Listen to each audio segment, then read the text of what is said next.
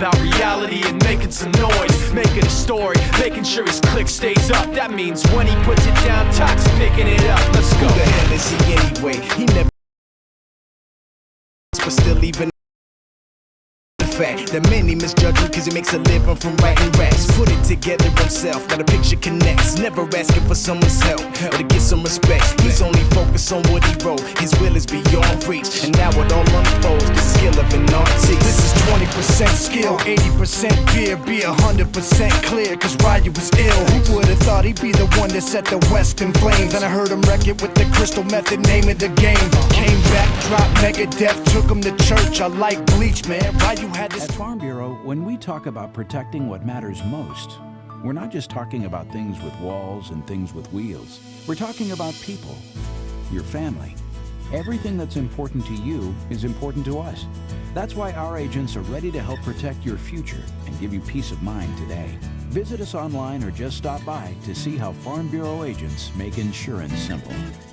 Contact Jeff or Julie in Rapid City, South Dakota to see how they make insurance simple. If you jump into a race and you haven't paid the entry fee, if you just hop in and you don't have a bib number and you just run with it illegally, it's called being abandoned. The Charge Bandit is the first stability offering in our Run Long segment. we have the armor vent and the 4-foot maximum breathability. We paired it with the Charge Ultimate Response adaptive cushioning. If you go to the medial side, you'll see a stability post here, and we've done stability kind of in our own way where we're more guiding the foot. This shoe provides a light stability platform for the runner. If you're a younger runner getting into running, you want a shoe that can do it all. You can train in, you can race in, it looks cool, has a lot of Under Armour attitude to it. That's the Bandit. We call ourselves bandits. That's the Under Armour way, right? It's how we design product, it's how we live our life here at Under Armour.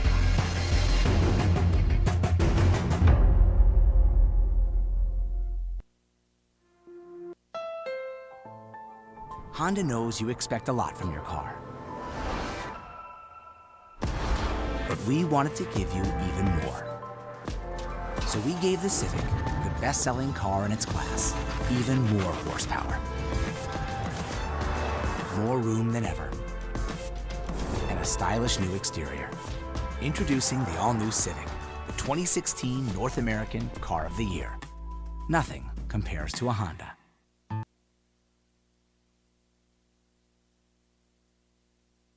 But his verse, this dude is the truth. Now everybody giving them guest spots and stocks through the roof. I heard he f***ing with that stock. This is 10% luck, 20% skill, 15% concentrated power of will, 5% pleasure, 50% pain, and 100% reason to remember the name. They call him Ryu, he's sick and he's spitting fire. And Mike got him out the dryer, he's hot. Found him in Fort Minor with top, but a f***ing nihilist porcupine. He's the type women wanna be within rappers. Hope he gets 8 years in the making, patiently waiting to blow. Now the record with your notice taking over the globe. He's got a partner in crime, his is equally dope. You won't believe the kind of that comes out of this kid's throat. Into running, you want a shoe that can do it all. You can train in, you can race in, it looks cool, has a lot of Under Armour attitude to it. That's the Bandit. We call ourselves bandits. That's the Under Armour way, right? It's how we design product, it's how we live our life here at Under Armour.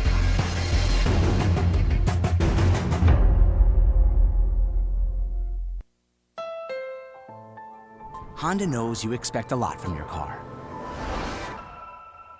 But we wanted to give you more room than ever. And a stylish new exterior. Introducing the all-new Civic, the 2016 North American Car of the Year. Nothing compares to a Honda.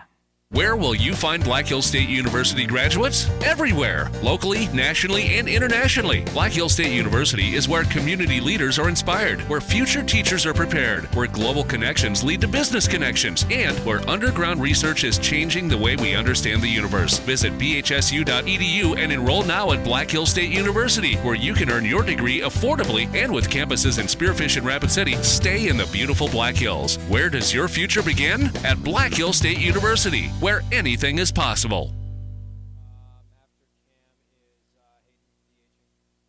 Maintaining healthy eyes requires regular vision exams. Dr. Paula Sorensen at Envision Optical and Eye Care strives to provide quality vision solutions and exceptional customer service. She values the opportunity to build a lifelong friendly relationship with you and your family. Envision Optical and Eye Care on West Main, across from the guard camp. This is Mark the Freedom Poet, and I want to tell you about two wonderful candidates for South Dakota legislature, Sean McPherson and Craig Eriks. I've known both of them for many years, and I trust them to be faithful champions of our precious Constitution. That includes how they defend our Bill of Rights. Faith, family, and freedom are very important to these men, and they cannot be bought or pressured to vote for anything that they think is harmful to individual freedom or our precious republic. Please vote June 7th in the Republican primary for Craig Eriks and Sean McPherson. Paid for by Eriks for SD House and McPherson for House. At Farm Bureau, when we talk about protecting what matters most, we're not just talking about things with walls and things with wheels. We're talking about people, your family. Everything that's important to you is important to us. That's why our agents are ready to help protect your future and give you peace of mind today. Visit us online or just stop by to see how Farm Bureau agents make insurance simple. Contact Jeff or Julie in Rapid City, South Dakota to see how they make insurance simple. Rapid City Medical Center honors tradition. Hi, I'm Jennifer Tricano, Chief Executive Officer. Owned by physicians, we love this community because it's our home. We coach Little League, are veterans of the armed forces, and send our kids to school with yours. 14 specialties in all, we've treated your family's healthcare needs since 1948. Like Post-22 baseball, we set higher expectations for ourselves because that's what our legacy demands. Call 342-3280 for an appointment. If you're a younger runner getting into running, you want a shoe that can do it all. You can train in, you can race in, it looks cool, has a lot of Under Armour attitude to it. That's the Bandit. We call ourselves Bandits. That's the Under. Well, the sun did decide to come out after all today on this beautiful Wednesday, May 11th. We are at Floyd Fitzgerald Field for one of the most exciting moments in sports, regardless of what level you play at, regardless of what sport you happen to participate in. The home opener always has a very soft spot in everybody's heart, especially when it comes to baseball. Opening day at the park, such a special time, and this is the night where the Post-22 Hardhats begin the defense of their home turf. We thank you so much for joining us inside our broadcast booth here at Floyd Fitzgerald Field here in Rapid City, South Dakota. Finally, have the chance to say we are home. This is Mark Minetti, the voice of the Post-22 Hardhats, alongside you in the broadcast booth, ready to bring you all the action for tonight's home opening showdown between the Hardhats and their visiting opponent, the Gillette Post-42 Riders. Well, this last weekend, the Hardhats went to Billings for a 4-game road trip. They took 2 wins out of the 4, one against each of their respective opponents in the Missoula Mavericks and in the Billings Royals. The first day was not the greatest baseball that was played. The Hardhats lost 9-6 to Missoula, and they lost 11-1 to Billings. But immediately, the next morning, righted the ship, and they defeated the home side Billings Royals by a 6-2 score, followed it up with a big 6-3 win over the Missoula Mavericks to cap things off and bring some success out of this road trip into their home opener tonight. It's going to be a heck of an affair, folks. I have former American Legion third baseman Teddy Leipold joining me in just a few moments, but we're going to take a quick recess. And when we come back, I'll be joined by the head coach and general manager of the Post-22 Hardhats, Mitch Messer, as we reflect on the weekend that was and look forward to the night that will be the home opener between your Post-22 Hardhats and the visiting Gillette Post-42 Riders. Stick around, folks. You're listening to the official radio home of Post-22 Hardhats baseball here on ESPN Radio, Rapid City, and streaming live on the internet at post22live.com.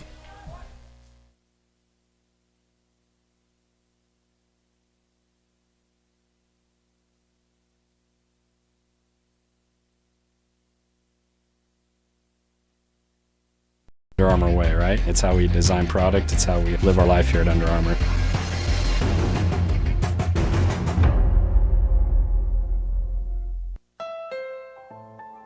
Honda knows you expect a lot from your car. But we wanted to give you even more. So we gave the Civic, the best-selling car in its class, even more horsepower. More room than ever. And a stylish new exterior. Introducing the all-new Civic, the 2016 North American Car of the Year. Nothing compares to a Honda. Where will you find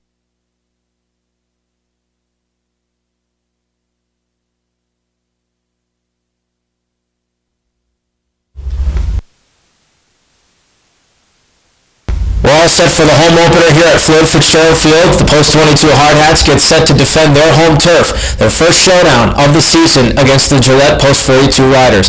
Mark Benetti alongside you in the broadcast booth, joined as always by the head coach and general manager of the Post 22 Hardhats, Mitch Messer, here to break down the intricacies of tonight's home opening matchup. And Coach, as always, it's great to have you with us. It was an interesting weekend this last weekend, a 4-game road trip in Billings, Montana.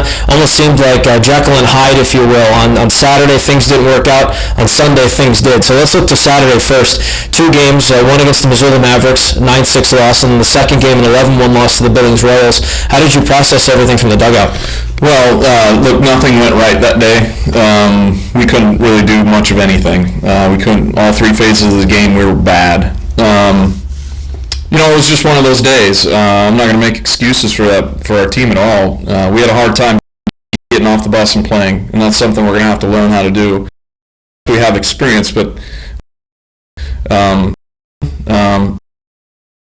the previous game, nothing. Going over logistics.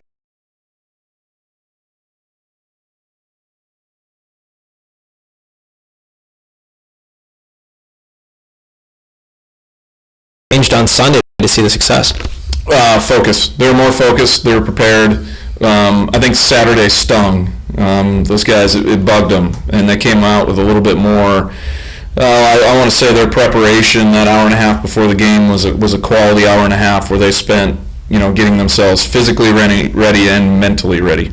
So then you look at the stat sheet. A couple of things really jumped off to both myself and Teddy in the broadcast booth. The first stat was 17 strikeouts for 5 of your pitchers combined through 2 games on Sunday. The other stat was your opposition, Missoula and Billings, 5 through 9 hitters went a combined 2 for 26 and struck out 9 times. So is it safe to say that pitching really paced how the games were won on Sunday? Yeah, without a doubt. I don't know that we pitched all that terrible on Saturday either. We just, defense kind of let us down a little bit. But, yeah, overall, I'm very pleased with the way we pitched. We played 2 quality opponents, and they performed well. So you looked at tonight. This is your home opener, and no matter what level or what sport you're playing at, the home opener is always a special night. It's a very special feeling. It also begins one of the most important parts of the season, which is the defense of your home turf. How do you feel the guys are ready for tonight going to the home opener? Well, they're excited, obviously. Like you said, it's a home game, Fitzgerald Stadium. It's going to be a beautiful night. A little bit windy, but look, they're excited. This also begins a pretty good stretch here where we're at home. It's always good to be home. It's always nice to get in your own stadium and feel the comfort level that you have with playing here. So, yeah, the guys are excited. I'm excited. We've typically been a different ball club when we're here, so let's see. So your tough test tonight is the Gillette Post 42 Riders, and this is a team that comes in, this is going to be their 19th game tonight. Your team's only played 6. Do you see that playing out at all tonight at all, that the Gillette team has had more baseball under their belt? No, I don't. All that matters is how we go play and how they go play. All I know is the 6 games that we've had are against quality opponents, and I think we're prepared for tonight. So you look at Gillette in the 19 games that they're about to play. What have you noticed? What's the scouting report on the Riders? I don't know much about this year's ball club. I know about last year's ball club. They made a great run at the National Regional Tournament in the Northwest Region. They're well coached, and Nate Perleberg does a good job with those guys. He gets the most out of his team every year. I'm anticipating them coming out and playing hard and competing. Last question for you here, Coach. What do you think the big key is to defending your home turf for the first time this season? Well, we're going to run out a lot of different pitchers today. It's a midweek, so we're treating this kind of as a bullpen for a lot of these guys. So we got to pitch well. I'm interested to see how we swing the bats here at home. We're finally home. You saw some of that on Sunday. Some of the bats were starting to come around a little bit. Our approaches were better. We're getting good pitches to hit, and the contact that we had was good quality contact. So I'm interested to see how our offense comes along. Awesome. Well, thanks so much for your time, Coach. Best of luck out there tonight. That'll do it for our interview with the general manager and head coach of the Post 22 Hardhats, Mitch Messer. When we come back, Teddy and I will walk you through the moments leading up to first pitch for the home opener between the Hardhats and the Gillette Post 42 Riders. You're listening to the official radio home of Post 22 Hardhats baseball here on ESPN Radio Rapid City, and stream live on the internet at post22live.com. Find Black Hills State University graduates everywhere, locally, nationally, and internationally. Black Hills State University is where community leaders are inspired, where future teachers are prepared, where global connections lead to business connections, and where underground research is changing the way we understand the universe. Visit bhsu.edu and enroll now at Black Hills State University, where you can earn your degree affordably and with campuses in Spearfish and Rapid City. Stay in the beautiful Black Hills. Where does your future begin? At Black Hills State University, where anything is possible. Maintaining healthy eyes requires regular vision exams. Dr. Paula Sorensen at InVision Optical and Eye Care strives to provide quality vision solutions and exceptional customer service. She values the opportunity to build a lifelong friendly relationship with you and your family. InVision Optical and Eye Care on West Main, across from the guard camp. This is Mark.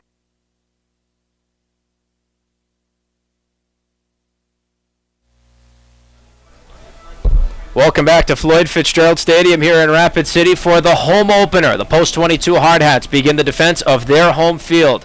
Their first opponent on the docket, the Gillette Post 42 Riders. Once again, we thank you so much for joining us here on the official radio home of Post 22 Hardhats Baseball here on ESPN Radio Rapid City and stream live on the internet at post22live.com. This is Mark Benetti, the voice of the Post 22 Hardhats, alongside you in the broadcast booth, now joined by my faithful broadcast partner in crime, especially when it comes to a diamond and a seamer, former American Legion third baseman, formerly of Post 32 out in Belfouche, Teddy Leipold. Teddy, thanks so much for joining us tonight. Great to see that you were able to come down from the aforementioned hometown of yours in Belfouche to join us for this game. As I mentioned in the pregame show, what an exciting time this is. Regardless of what level of the sport you play at, the home opener always has a very special place in your heart. Yeah, absolutely. It always does. That home opener, you get to be in front of your fans. You don't have to do the travel, especially starting the season like we did with 6 games away from home these last 2 weekends. Been kind of tough, so you know the boys are getting ready down there. They're ready to come out and perform for their home crowd.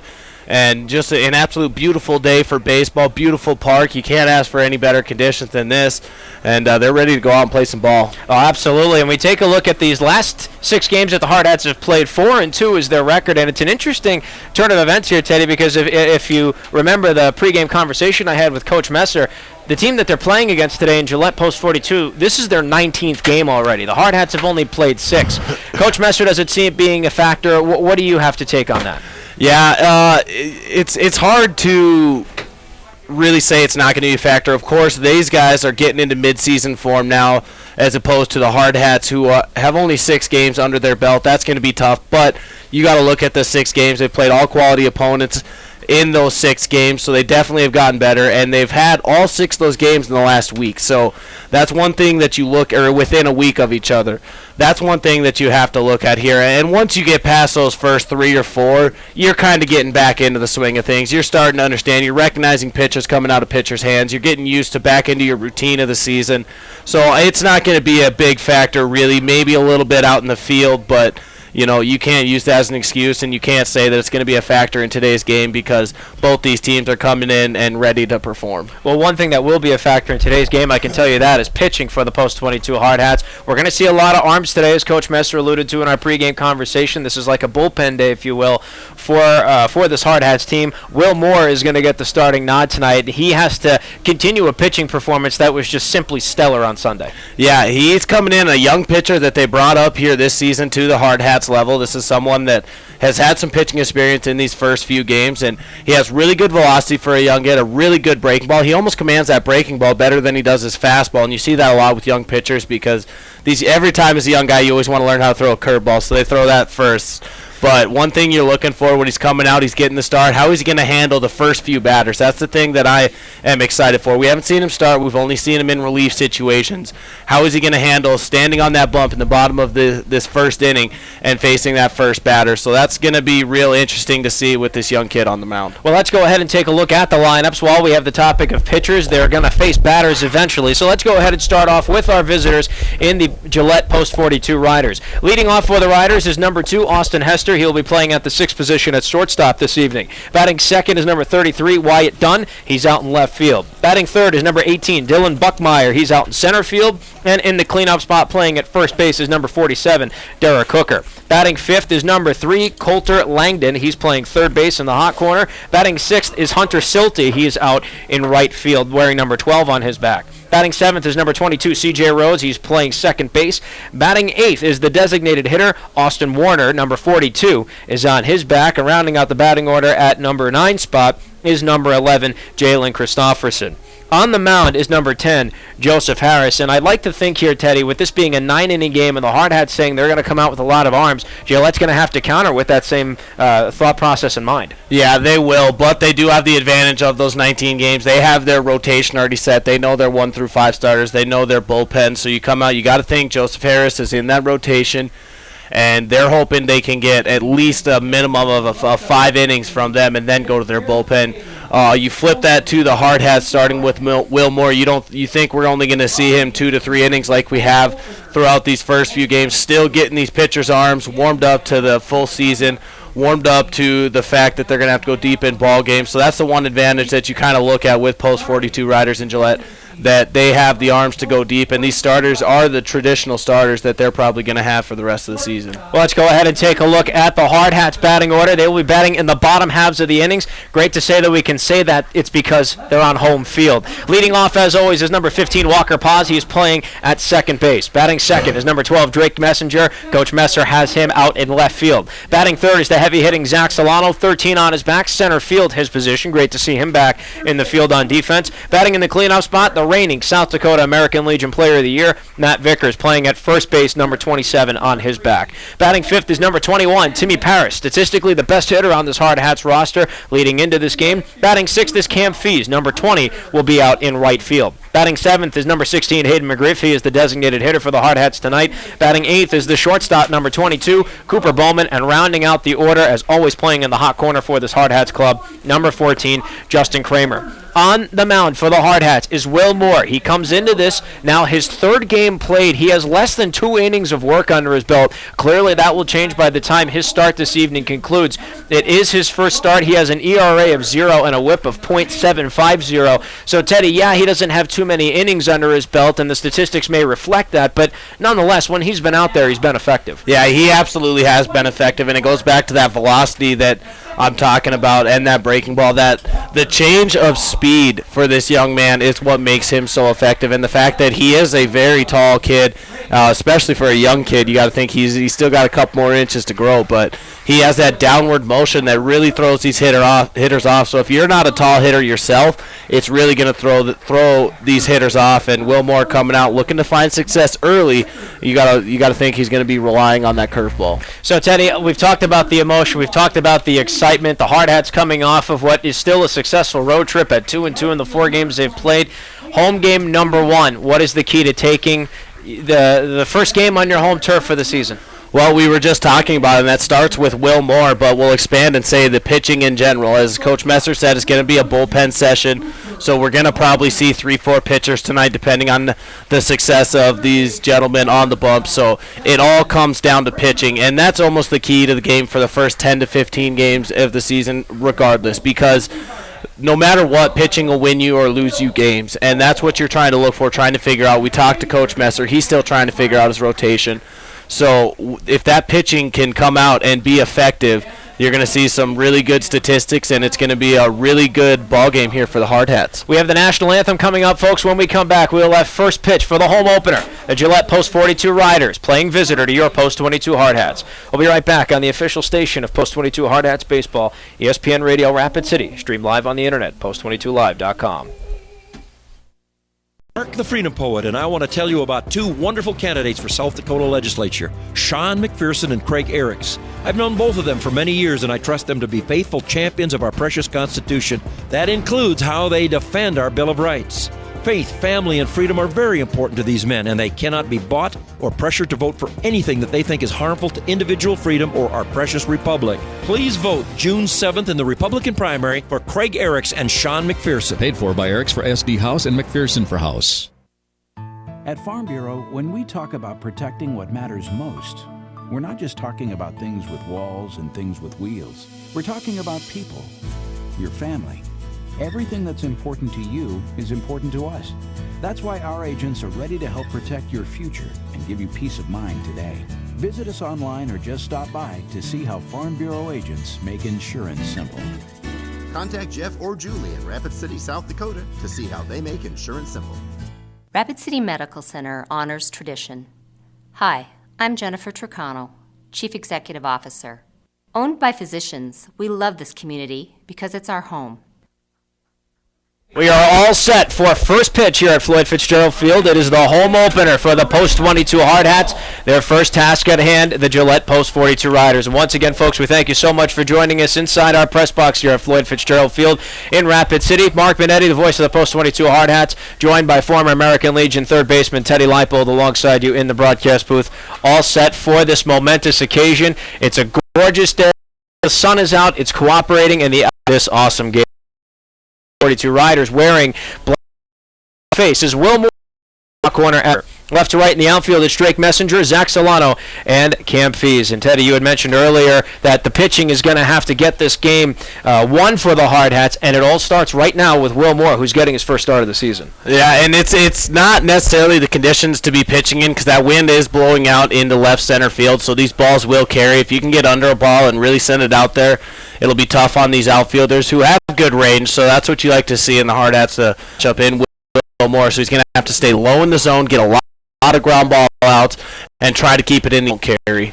As is custom on the mound and backstopping, they all clang their Hardhats together, which is just as good a symbol to get this game started, outside of course, the umpire pointing to the starting pitcher to start throwing his first series of pitches. So as we mentioned, Will Moore is on the mound for the Hardhats, 1 1/3 innings under his belt this season. Has an ERA of 0 and a whip, walks plus hits divided by innings pitched, of .750. So obviously he has been very efficient for these Hardhats when he has been on the mound. His first threat is Austin Hester, and his first pitch is up high and inside for ball 1. It's Austin Hester, the shortstop, followed by Wyatt Dunn, the left fielder, and then Dylan crowding the plate. Pitch 1-1. Strike 2. Ball and 2 strikes now, the count. Great off-speed showing there by Will Moore. Yeah, you saw it just bite there as soon as it got close to the plate, and that late breaking action is going to make it hard to hit. Look for him to try and go back to that, get a swing and a miss here from Hester. Here comes the 1-2 from Moore. Breaking ball misses high and away, and the count evens now at 2 balls and 2 strikes. 2-2 the count to Austin Hester, the shortstop here for the Post-42 Riders. Wyatt Dunn, the left fielder, on deck. Moore, the left-handed pitcher, looks into Hester, the right-handed batter. Here's the 2-2. High, ball 3. Big full count pitch coming up here for Will Moore. Nobody is on the base path. This is the first batter of the entire game. Austin Hester is that gentleman. Here comes the payoff from Moore. Up high, ball 4. So Austin Hester behind 1-2 in the count at one point. Works it into a first walk of the game. Leadoff man is, you got to get this ground infield at double pause and ball. Wyatt Dunn. So just like that, 7 pitches, 2 men on the base path. Here comes Dylan Buckmeyer now, the center fielder, nobody out. Already a man in scoring position, 2 on the base path overall. Tough start to the game for Will Moore here, but as a young kid, this is the kind of the situations you want to see. It's his first season up here.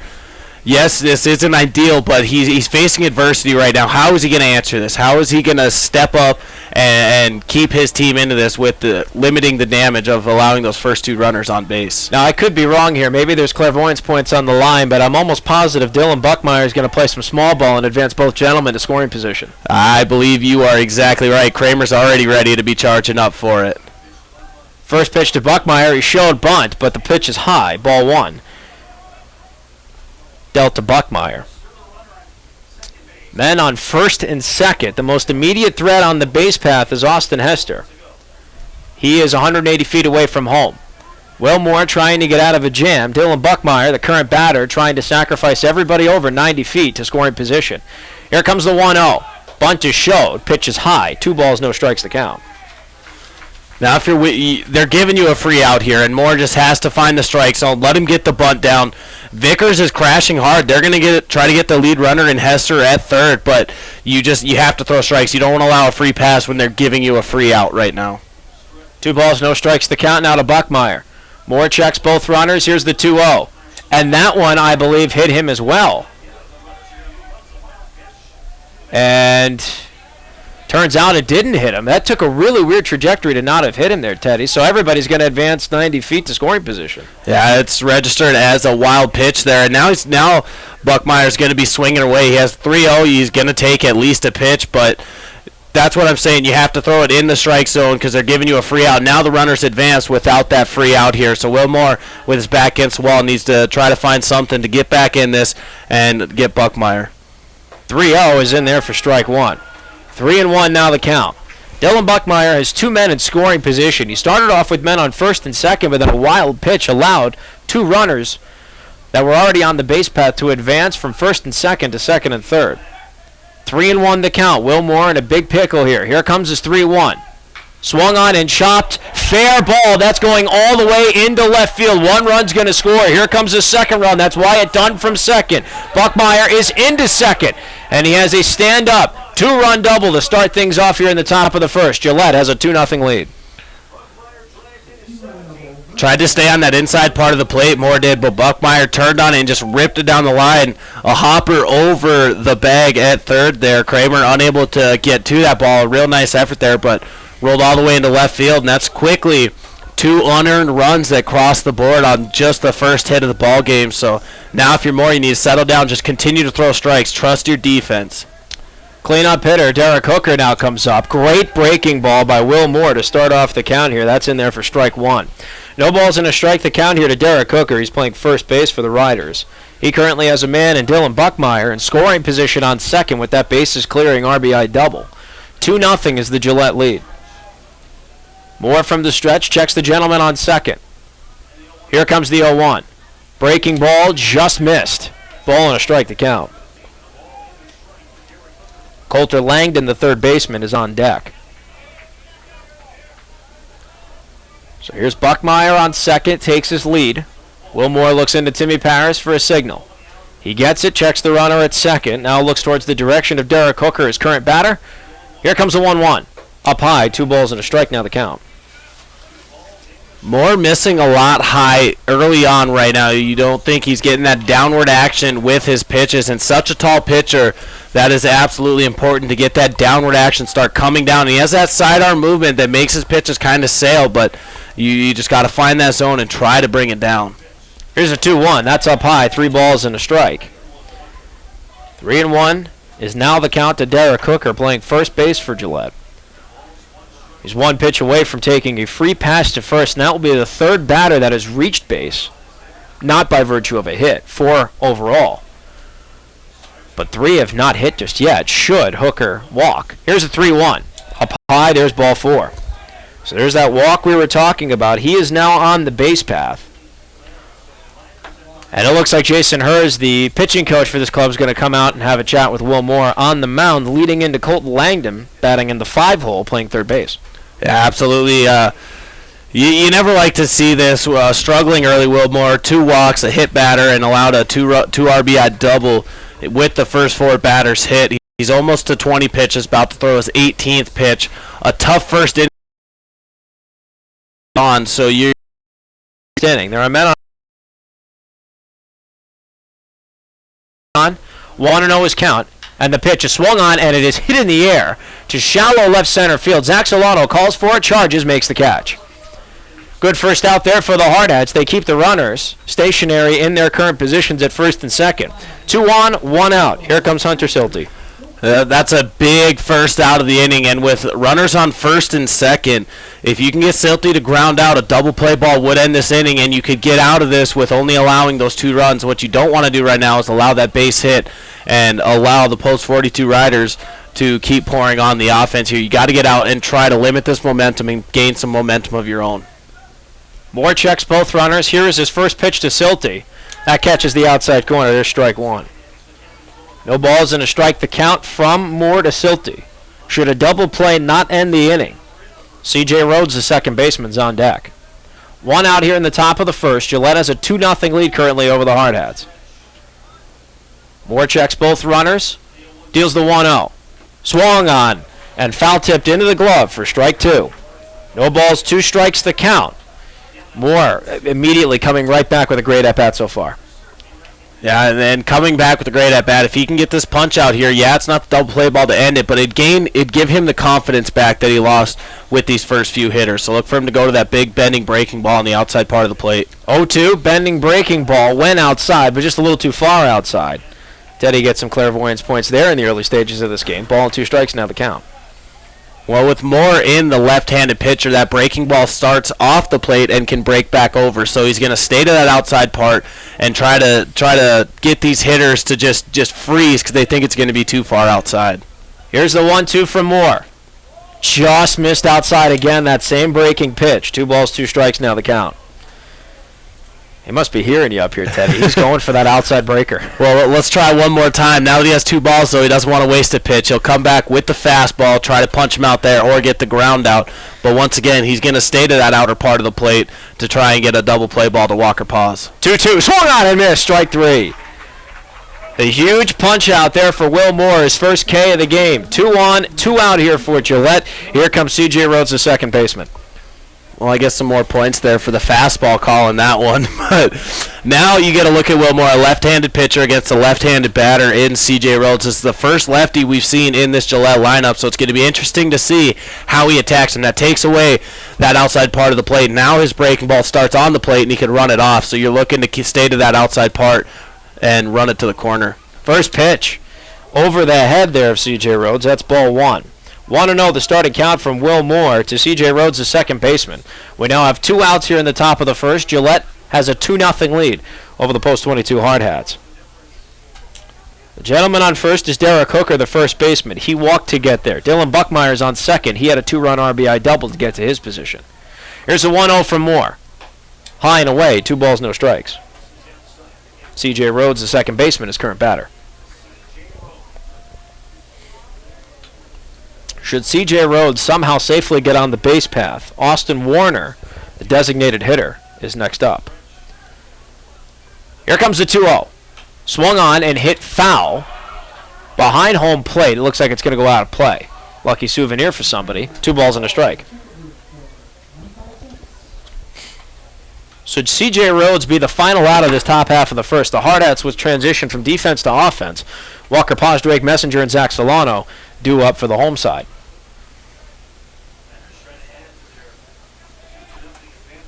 Both gentlemen on the base pack take leads off of their respective bases. Buckmeyer in scoring position off of second, Hooker off of first.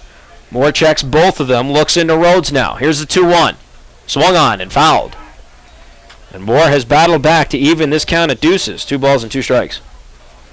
With how much he commands that breaking ball, look for him to go. That's his put-out pitch, no matter what count it is, and you still have technically a pitch to waste with 2 balls on him, but you want to throw that for a strike, keep it low and to the outside.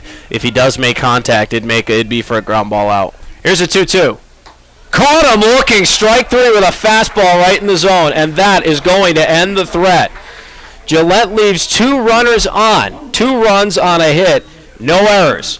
One of those 2 gentlemen left on the base path in scoring position, and at the end of a half an inning, the Hardhats trailed 2-0, but begin their transition from defense to offense. Walker Paz, Drake Messenger, Zach Solano set to take to the batter's box and get the offense rolling. We'll be right back, folks, here on the official radio home of Post-22 Hardhats Baseball, here on ESPN Radio Rapid City, and streamed live on the internet at post22live.com.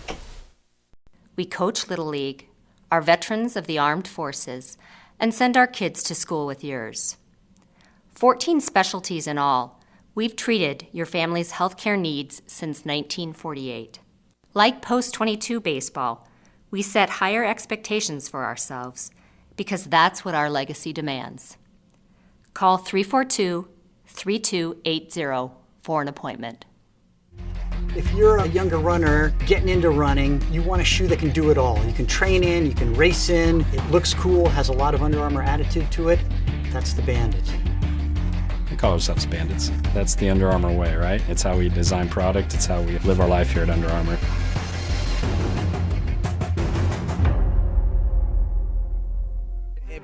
on the block. He knows how to work with what he's got, making his way to the top. He often gets a comment on his name. People keep asking him, was it given that birth, or does it stand for an acronym? No, he's living proof. Let him rock it.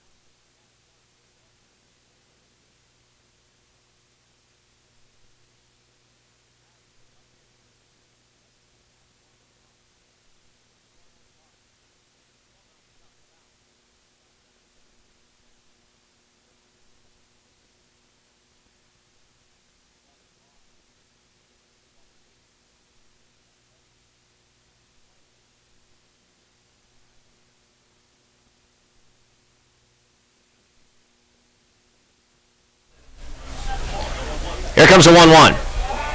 That pitch misses low and inside. 2 balls and a strike, the count, not a pause. Walker's been kind of in a slump early on this season, and he's looking for a big game to get out of that, and that starts in the first inning, looking for a big hit. 2-1 is high and away, ball 3. 3 balls and a strike, now the count to pause. On deck, Drake Messenger. So Josh Harris looks in to Warner, gets his sign. Here's a 3-1. Caught and on the outside corner, and the count now goes full. 3 balls, 2 strikes. Walker Paz, 1 pitch, so many possibilities. And still a quality at bat here for Walker Paz. He does have 4 walks on the season, so very patient at the plate still. Here's a payoff. Swung on, and it's chopped weakly to short. Stops made by Hester. Throw to first is off the bag, not in time. He took Derek Hooker, the first baseman, off the bag, so Walker Paz is safe at first, and that's going to bring up Drake Messenger, hitting .333 on the season. And I don't think even with the fact, yep, they just scored that as a hit. I was going to say, even with the throw, I think Walker still would have beat that. It was a slow roller to the shortstop in Hester, but nice job showing the speed and getting on first. That's why he's the leadoff hitter, because he gets on first. Or second. He gets on base, I should say. Drake Messenger in the batter's box, 1 man on, and that first pitch is low and inside for ball 1. Messenger, as I mentioned earlier, batting .333 on the season. 4 RBI to his name as well. He has Walker Paz on first with nobody out here in the bottom of the first. Hardhats trailing 2-0 to Gillette. Check down to first to keep Paz on the bag, isn't there in time. And we've talked about it multiple times already in the early stages of the season, Teddy. Drake Messenger is just clutch, and you just can't coach that. Yeah, you can. He's Coach Messer told us he had it since he was a little kid. Next pitch catches the outside corner. There's strike 1. So a ball and a strike now, the count to Drake Messenger with Walker Paz on first and no one out. Here at Floyd Fitzgerald Stadium. A little windy, a little chilly, but still the sun is out. So the elements are cooperating to an extent. Another check down to first isn't there in time, so Paz is still safe and now takes his lead once again. Messenger in the box, still waiting for pitch number 3. Paz tried to go, almost caught in a pickle, but luckily he recovers. Great recovery there on the base path for Paz, otherwise that could have spelled out disaster for the Hardhats. That just speaks volumes to Coach Messer and how he coaches these base runners. You saw Walker Paz take off. He knew he got caught, but as soon as Harris turned around to throw it, he was back to the bag. He wasn't trying to play with him getting a pickle. He was dead set. Paz goes, pitches outside, trying to get the throw, and the throw is not going to get there in time. So there's Walker Paz with a nice quality stolen base. Ball 2 is dealt to Messenger. So now Paz is in scoring position on second. Messenger has a 2-1 count. Nobody out here at the bottom of the first. How hard is it to steal a base when they know you're going to steal? Like, Walker got caught, and he still came back and got the base. That's what you like to see. That's huge. Just absolutely huge right there, and that's his first stolen base of the season. 2-1 to Messenger is fouled. Goes careening into the Gillette dugout. Luckily, nobody was injured in the making of that at-bat. So now 2 balls and 2 strikes, the count now to Messenger. Should Messenger, or regardless if he gets safely on the base path or not, Zach Solano would be up. But if he got on the base path, that could spell a lot of trouble for Gillette with Solano being the next batter. Paz in scoring position on second. 2-2 the count to Messenger, and Harris deals. Swung on and hit foul, this time into the Hardhats dugout. So we've got both sides of the field covered, and the count remains 2-2. Kind of going back to how clutch Drake is here in the batter's box. He has a .333 batting average coming in. That jumps up to 400 with runners in scoring position. Now that Paz is on second base in scoring position, look for Messenger to be at his best. Here comes another 2-2 to Messenger. Breaking ball low and away, almost got away from the catcher. Paz goes for third, and the throw is not there in time. Walker Paz steals for third. 2 stolen bases for Walker. He is now 90 feet away from home. Full count to Messenger. That was a gutsy move there. Werner behind the plate. It was a good throw over to Langdon at third, but Walker just showing his speed. No stolen bases coming into the game. He has 2 in this first inning. Here comes the payoff to Messenger. Pitch is swung on, and it's hit in the air to shallow left field. There's a Bermuda Triangle of gentlemen looking for it, and the ball lands. Nobody caught it. Paz is going to score, and Drake Messenger is now going to try and go for third. Instead, he's going to retreat and hit on second.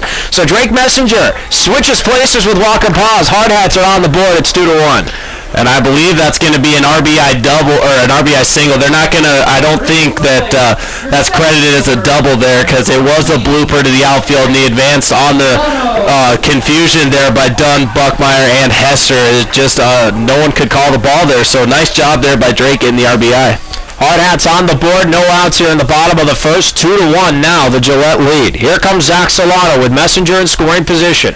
Harris to his kick. First pitch to Solano, hits him. And now he's on first, and that's going to bring up the reigning South Dakota American Legion Player of the Year, Matt Vickers, with 2 on and no one out here in the bottom of the first. It's real tough to take one of your best hitters in the lineup in Vickers, but you got to think we're going to see the sack bunt here, play some small ball, get 2 runners in scoring position, especially with another great hitter, one of your best hitters in the lineup, Timmy Paris on deck. So I could be wrong, but I'm about 90% positive we'll see a sack bunt here. First pitch to Vickers. He swings, and it goes foul right behind home plate. No balls and a strike to count to Vickers. Well, see, I told you I could be wrong, and they gave Vickers the green light here. They're ready for him to absolutely crush it, and he bats .333 with runners in scoring position, so you got to let him swing away, see if you can't drive Messenger in from second. Harris steps off the rubber, looks back at Messenger, and he retreats to second. No balls and a strike still to count here to Vickers, who's on the season batting .273, but as Teddy mentioned, that average jumps up when there's a gentleman on either or second or third. Harris checks Messenger on second, and now Vickers calls time. Long stare down there from Harris to Messenger. No balls and a strike to count here to Vickers. He has Messenger on second and Solano on first. Here's the 0-1. That ball's outside. It goes off the glove of Warner. Everybody's going to advance 90 feet. So now both gentlemen are in scoring position, and this is an instance here, Teddy, where you like that batting average skyrockets because instead of one gentleman in threat of scoring, now you've got 2. Absolutely. With Vickers, he's one of the best with runners in scoring position. We saw it last season. We're seeing it early on this season. He already has 4 RBIs, looking to make it 6 with a base hit. Next pitch to Vickers, breaking ball. Misses the zone.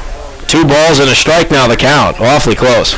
I just want to point on a little side note. How nice is it to have a scoreboard again? Oh my goodness, this is unbelievable. Wow. For the background in Billings, we didn't have a scoreboard, so it was tough to keep track. 2-1 is fisted to the third base side in the air, and it's caught. So pop 3 in the scorebook gives the Hardhats their first out. Pop 5, excuse me.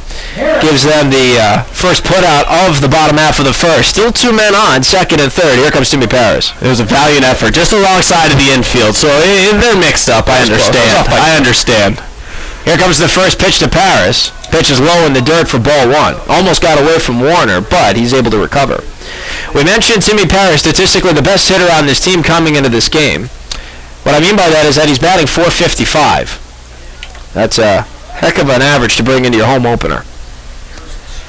Harris from the stretch. Here's the 1-0. That pitch is outside. 2 balls, no strikes. Yeah, and Timmy Paris coming in with 3 RBIs on the season. You like to see this, and he's batting in this 5-6 hole like he did last season and finding so much success. You see so much pop off his bat, and that's the first thing Coach Messer said about this young man, the pop. Look for him to put something in the outfield.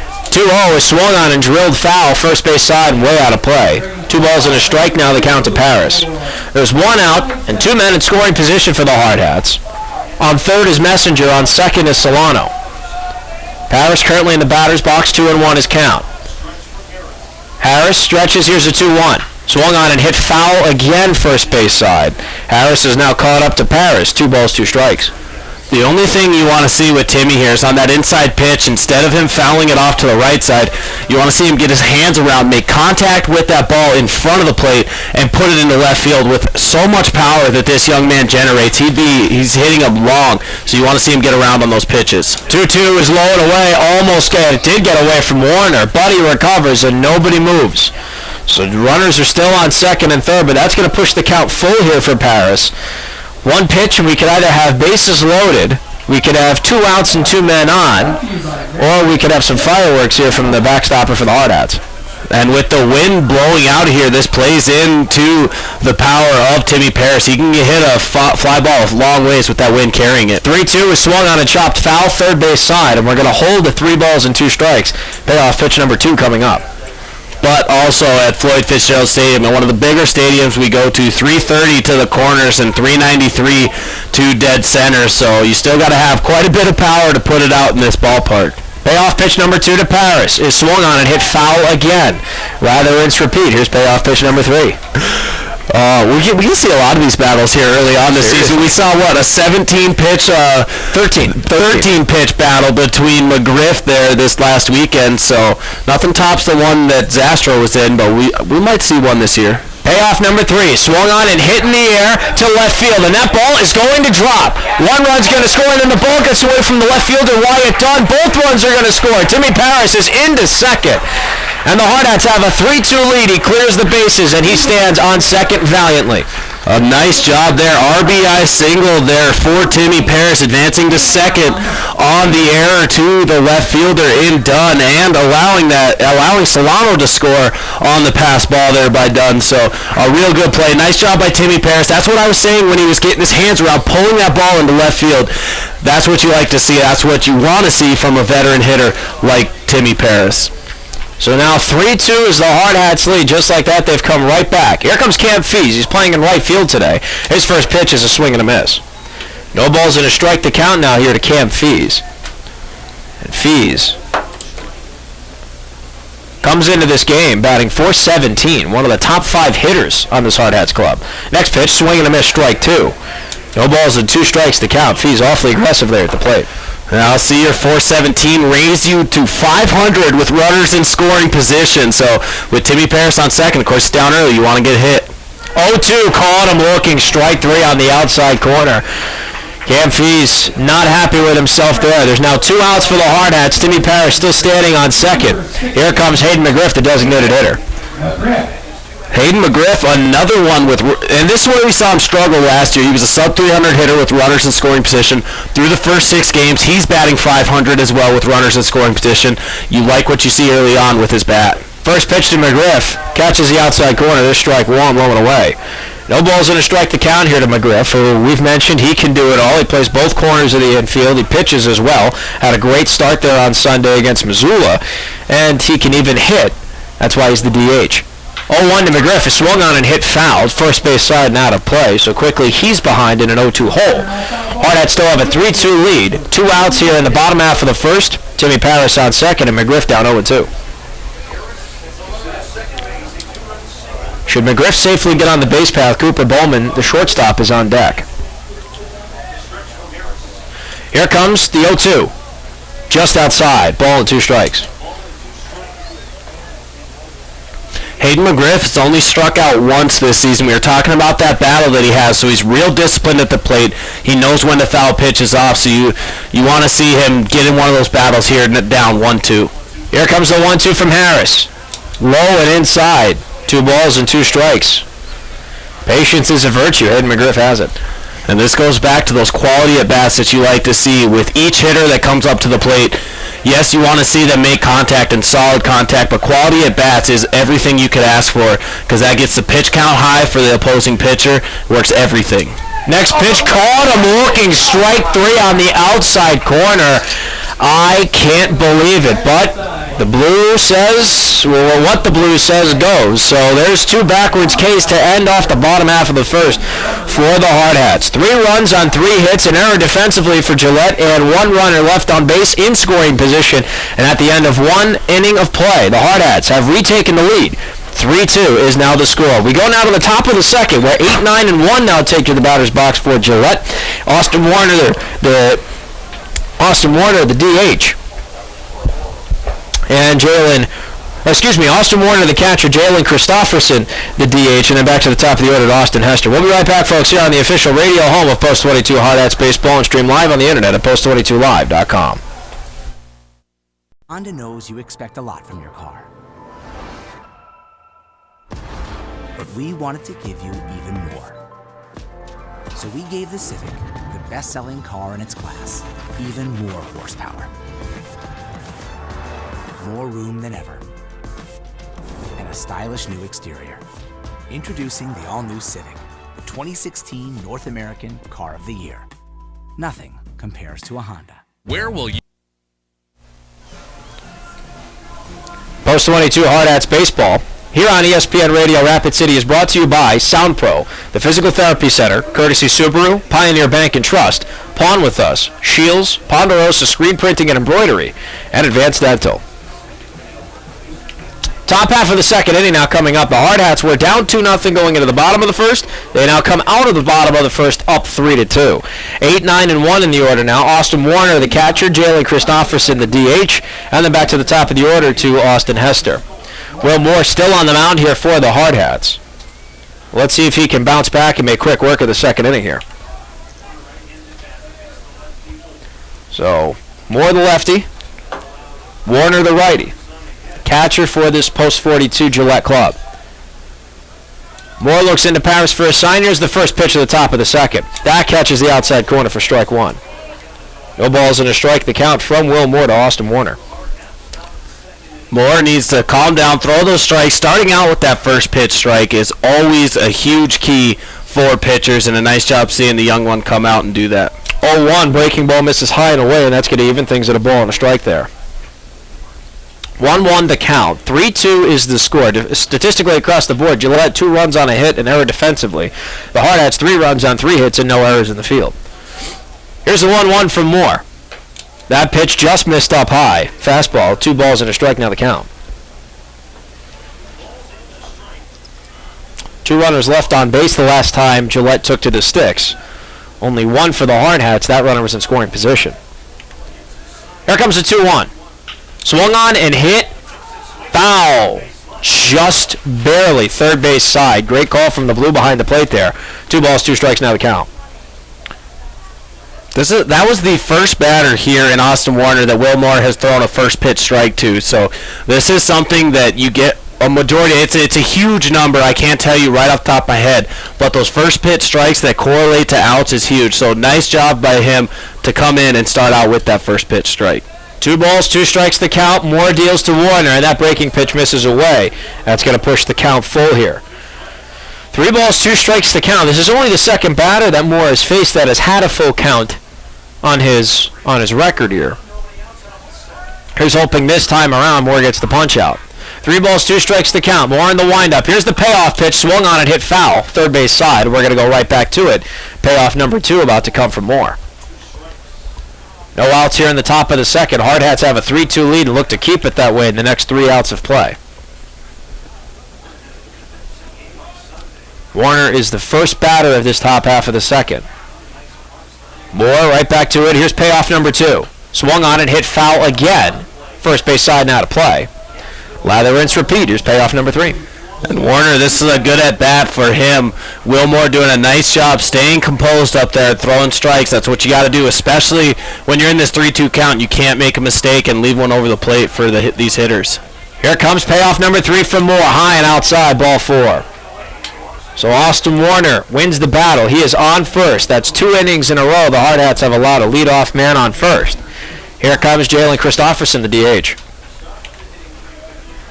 Now the third walk issued there from Will Moore, and that's coming into this game. He didn't issue a walk at all in his 2 appearances earlier, so kind of some command issues, but you got to hope he can work through them. First pitch, breaking ball's in there for a strike. No balls and a strike, the count. 2 batters in a row, at least he's led off with a strike, so he's definitely making some progress. You definitely like to see that. And that breaking ball against these lefties, once again, this Christofferson is the lefty. It starts at him, kind of buckled him, but broke back over the plate. 0-1, breaking ball in there for strike 2. No balls, 2 strikes the count to Jalen Christofferson. As you mentioned, he is a left-handed hitter. Will Moore, the left-handed pitcher. On first, Austin Warner, the catcher. He walked to get to that current position. No balls, 2 strikes to count from Moore. Here is the 0-2. Breaking ball, caught him looking, strike 3. That's 3 strikeouts now for Will Moore, 2 by virtue of window shopping. 1 on, 1 down. We go back to the top of the order. Here's Austin Hester. Man, that breaking ball is really working. I told you he commanded that breaking ball better than that fastball. 3 straight breaking balls, no swings, just buckled him. And Christofferson, like I said, that left-handed hitter, it buckled him every time. He thought the ball was coming at him, but it broke over the plate. First pitch from Moore is up high from ball 1 to Austin Hester. He walked the first time he was up, and he came around to score the first run of the entire ball game. Still sitting on first there is Austin Warner, the catcher. He walked to get to that current position. Austin Hester, the leadoff hitter in this Gillette batting order, looks at his 0-1. Swung on and hit in the air to left field. Chasing is Messenger, and the ball drops. Messenger fields it, however, and he throws it into Cooper Bowman for the relay. So everybody advances 90 feet. It's a 1-out single here for Austin Hester, his first hit of the ball game. That's going to bring up Wyatt Dunn with 1 out and 2 men on. Yeah, just a little blooper out there in left field. He was able to turn on that inside fastball, put it up, unable to get past, or unable to chase it down was Messenger. Real fast out there in left. That one just didn't hang up quite long enough, but a nice job getting it in quick. First pitch low and inside to Wyatt Dunn, the left fielder. Ball and no strikes to count. He was hit by a pitch on the first pitch that he saw. Came around to score the second of what are 2 runs here for the Gillette Post 42 Riders. Moore checks both runners. Here's his another Dunn. Swung on and missed. Breaking ball outside. Ball and a strike now the count. And with such a good curveball that Moore has, he came with that slider and it gives it a different kind of action there. So really throwing Dunn off there. Nice job mixing up his breaking pitches, because with such an effective curveball, everyone expect that. You throw the slider in, different trajectory kind of throws off these hitters. Here's the 1-1. Ball's up high, 2 balls and a strike. 2-1 the count to Wyatt Dunn, the left fielder. Austin Hester is on first. He's singled. Austin Warner is on second. He walked and then was advanced by the single. Moore in the 2-1. Swung on and missed inside. 2 balls, 2 strikes now the count.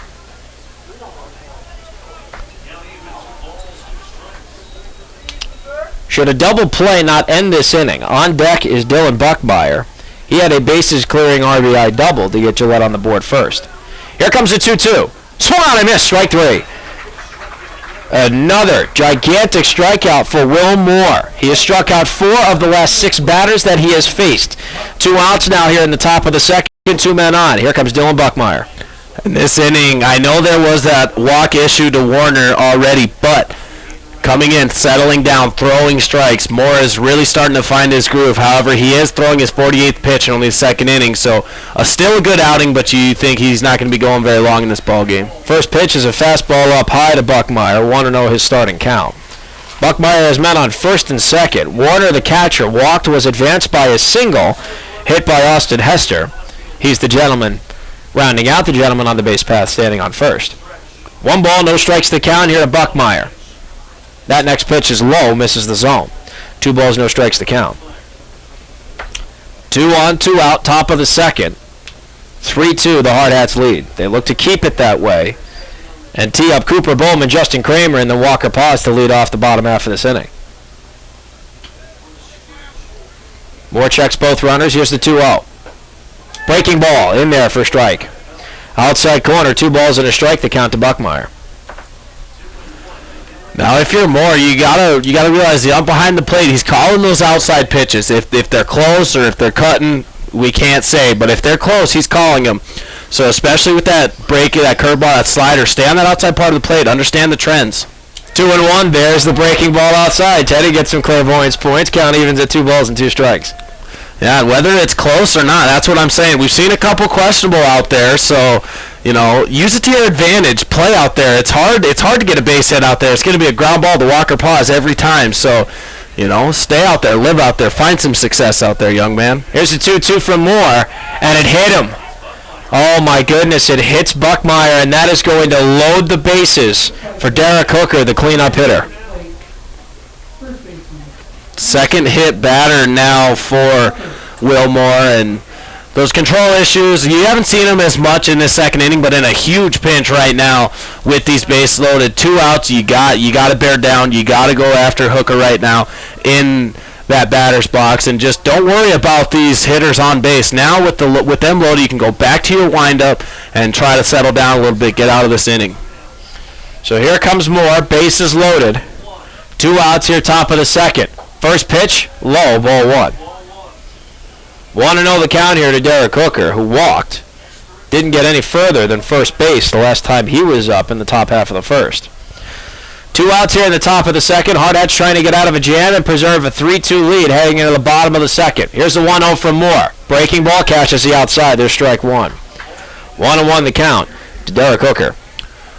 And the Riders coach is in the dugout saying, take 1 pitch, take 2 pitches. Well, Moore's had some control issues, but Moore just has to continue to bear down and throw those strikes just like he's been doing this inning. There's the 1-1. Catches the outside corner. There's strike 2. Will Moore is 1 pitch away from getting out of this bases-loaded jam, stranding 3 runners, 2 of them in scoring position. I think Timmy Paris behind the plate calling the game for Will Moore. I think he's starting to recognize that outside part of the plate is money. Here's the 1-2. Swung on and hit in the air to right field. Cam Nees tracking underneath it, makes the catch, and Cam Fees ends the jam defensively for this Hardhats club. No runs, a hit, no errors, and the bases left loaded. And at the end of an inning and a half, the Hardhats still have their 3-2 lead intact. It's Cooper Bowman, Justin Kramer, and back to the top of the order to Walker Pause, transitioning defense to offense to start off the bottom half of the second. We'll be right back, folks, here on the official radio home of Post 22 Hardhats Baseball, here on ESPN Radio, Rapid City, and streaming live on the internet at post22live.com.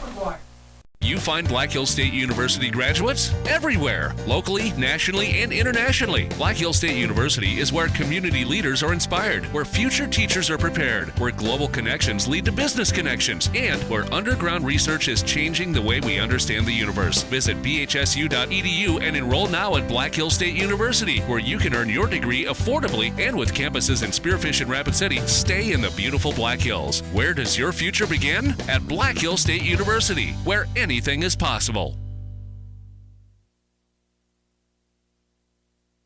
Maintaining healthy eyes requires regular vision exams. Dr. Paula Sorensen at Envision Optical and Eye Care strives to provide quality vision solutions and exceptional customer service. She values the opportunity to build a lifelong friendly relationship with you and your family. Envision Optical and Eye Care on West Main, across from the guard camp. This is Mark the Freedom Poet, and I want to tell you about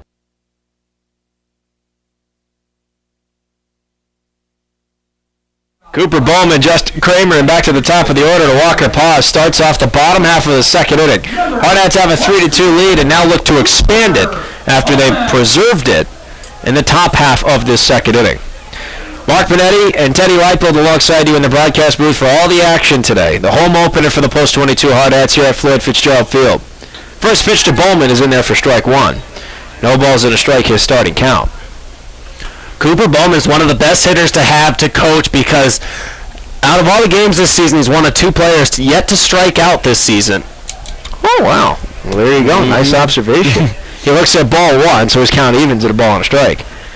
Yeah, him and Sam Haig, the only 2 yet to strike out. So Cooper Bowman making contact, and that's why you see him on base a good amount because his on-base percentage is .267, but you're going to see that go up if he continues this. 1-1 is chopped to his positioning at short. Hester's there. Throw to first is in time. 6-3 put out, 1 up, 1 down offensively for the Hardhats. Here comes Justin Kramer playing in the hot corner.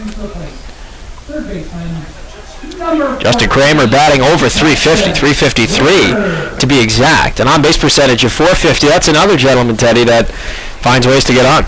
Yeah, Justin Kramer, he struggled in Sheridan the first 2 games, didn't get a hit, but then this last weekend in Billings, that's where you saw that 353 come along, and all 6 hits he had, he got them all in those games, so you like to see from this young man what he's been doing recently.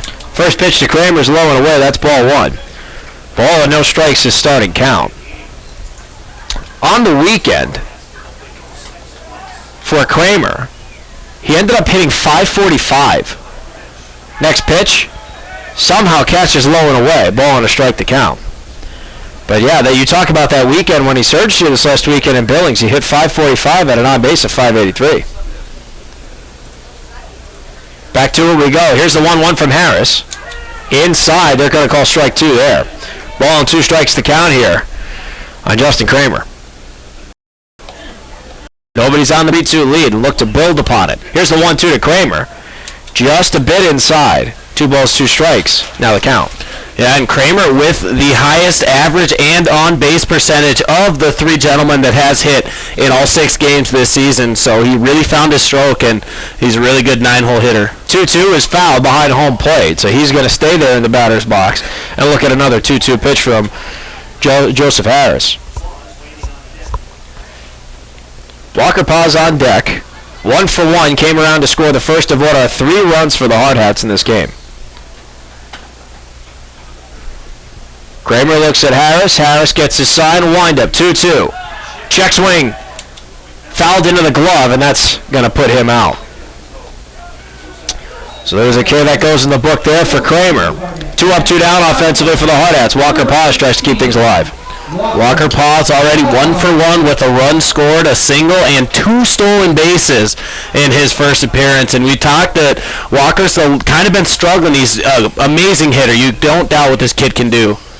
First pitch to Paz in the dirt. That's ball 1. You don't doubt what this kid can do at the plate, but he's been struggling early on, and you thinking at bat like that, you just need to continue that, get a big game under his belt, gain his confidence back, and you'll really start to see him explode here getting towards the middle of the season. Next pitch to Paz.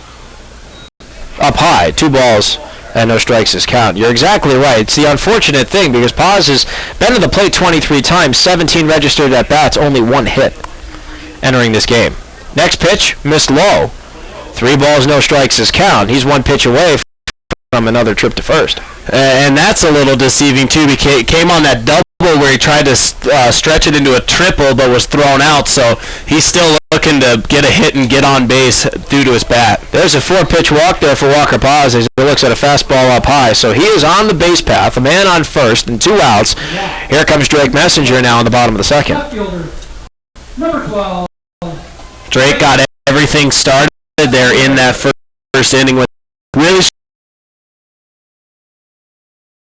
from Drake. Got to play any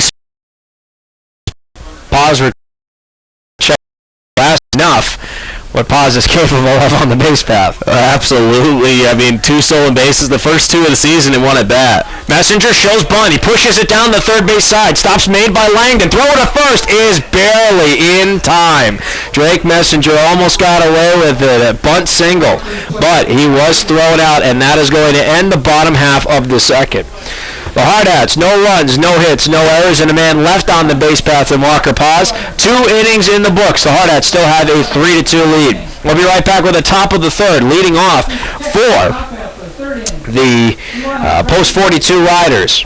Coulter Langdon, Hunter Silty, and C.J. Rhodes. We'll be right back, folks, here on the official radio home of Post-22 Hardhats Baseball with the top of the third inning here on ESPN Radio Rapid City and streamed live on the internet at post22live.com. 2 wonderful candidates for South Dakota legislature, Sean McPherson and Craig Eriks. I've known both of them for many years, and I trust them to be faithful champions of our precious Constitution. That includes how they defend our Bill of Rights.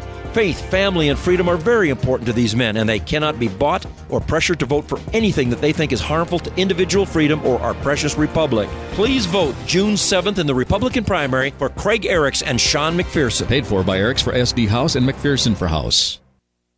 At Farm Bureau, when we talk about protecting what matters most, we're not just talking about things with walls and things with wheels. We're talking about people, your family.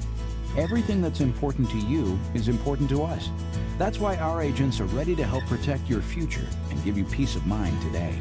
Visit us online or just stop by to see how Farm Bureau agents make insurance simple. Contact Jeff or Julie in Rapid City, South Dakota to see how they make insurance simple. Rapid City Medical Center. Looks like the evening of starter Will Moore has come to an end. Teddy will give us that stat line in just a few moments. In the meantime, Holden Jackson now comes onto the mound for the Hardhats. Coming into this game, 2 2/3 innings pitched. He's played twice. 3 strikeouts to 3 walks and a 2.63 ERA. Little stat line here for Will Moore before we get this inning started. 2 innings pitched, 2 hits, allowed 2 runs, none of them earned, 3 walks, 4 strikeouts, but he did hit 2 batters as well. But really settled down in that second inning. You got to like what you saw from him. You wish he could have came out, started a little stronger in that first inning, but, came back, faced the adversity, got a big inning in that second inning. That he saw too. The day he flew out to Zach Solano at center field. That was the first of 3 consecutive outs to end the top of the first. Jackson misses the zone up high again. 2 balls, no strikes to count. And again, Jackson, 3 strikeouts to 3 walks coming into this most recent appearance. This is his 3rd game played of the season. Here's the 2-0. That pitch is in there for strike. 2-1 now the count from Jackson to Langdon. Jackson, the hard-throwing right-handed pitcher, another young pitcher. First of what we're for a strike, and that's all you really ask for, and 73% he throws that first pitch strike. First pitch is chopped to Walker Paz at second. Easy scoop for him. Throw to first is in time. Nice dig there by Matt Vickers. 4-3 in the scorebook, 2 up, 2 down defensively for the Hardhats. Here comes C.J. Rhodes, also 0 for 1. He was the first looking strikeout victim of Will Moore. One way to see how effective a pitcher is how many ground balls he gets to that second base and that right side of the field, because he's staying low in the zone and the hitters are behind him, so he's changing speed. So a real nice job getting that 4-3 put out by Holden Jackson. First pitch is sliced foul, third base side. 0-1 the starting count here for C.J. Rhodes. Rhodes had 2 men on the last time he was up on first and second, and that's when Will Moore caught him window shopping for his second of what would be 4 strikeouts. Jackson looks into Paris for the sign, and he gets it. And it was wind up. Here's the 0-1. Pitch is low, misses the zone. Count evens at a ball and a strike.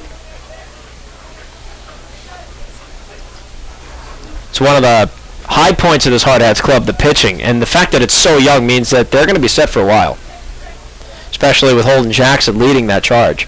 Here comes the 1-1. Pitch is up high, 2 balls and a strike. Yeah, and one of the things that carried this team so far last year was the pitching. You did lose one of your best pitchers in Zastro, but seeing guys like Will Moore and Holden Jackson really come up and start to try and fill those holes, and it just shows how the pitching is going to be great for years to come.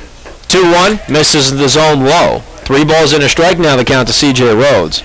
Should he safely get on base on the next pitch, Austin Warner, the catcher, is on deck. That would be disappointing for Warner. He's got half of his pads on already. If he has to come up to the plate and then nothing happens, and that's just unfortunate. 3-1. Swung on and it's chopped to short. Bowman gets the scoop. Throw to first in time, and that's going to do it. 6-3 in the scorebook. F8, 4-3, 6-3. That's a 1-2-3 inning for the Hardhats defensively, which means no runs, hits, errors, or anybody left on base. And at the end of 2.5, the Hardhats have preserved their 3-2 lead and look to add to it in the bottom half of this 3rd inning. Leading off, Zach Solano, followed by Matt Vickers and Timmy Paris. We'll be right back, folks, here on the official radio home of Post 22 Hardhats Baseball, here on ESPN Radio Rapid City, and streamed live on the internet at post22live.com. Honors tradition. Hi, I'm Jennifer Tricano, Chief Executive Officer. Owned by physicians, we love this community because it's our home. We coach Little League, are veterans of the armed forces, and send our kids to school with yours. 14 specialties in all, we've treated your family's healthcare needs since 1948. Like post-22 baseball, we set higher expectations for ourselves because that's what our legacy demands. Call 342-3280 for an appointment. If you're a younger runner getting into running, you want a shoe that can do it all. You can train in, you can race in, it looks cool, has a lot of Under Armour attitude to it. That's the Bandit. We call ourselves bandits. That's the Under Armour way, right? It's how we design product. It's how we live our life here at Under Armour.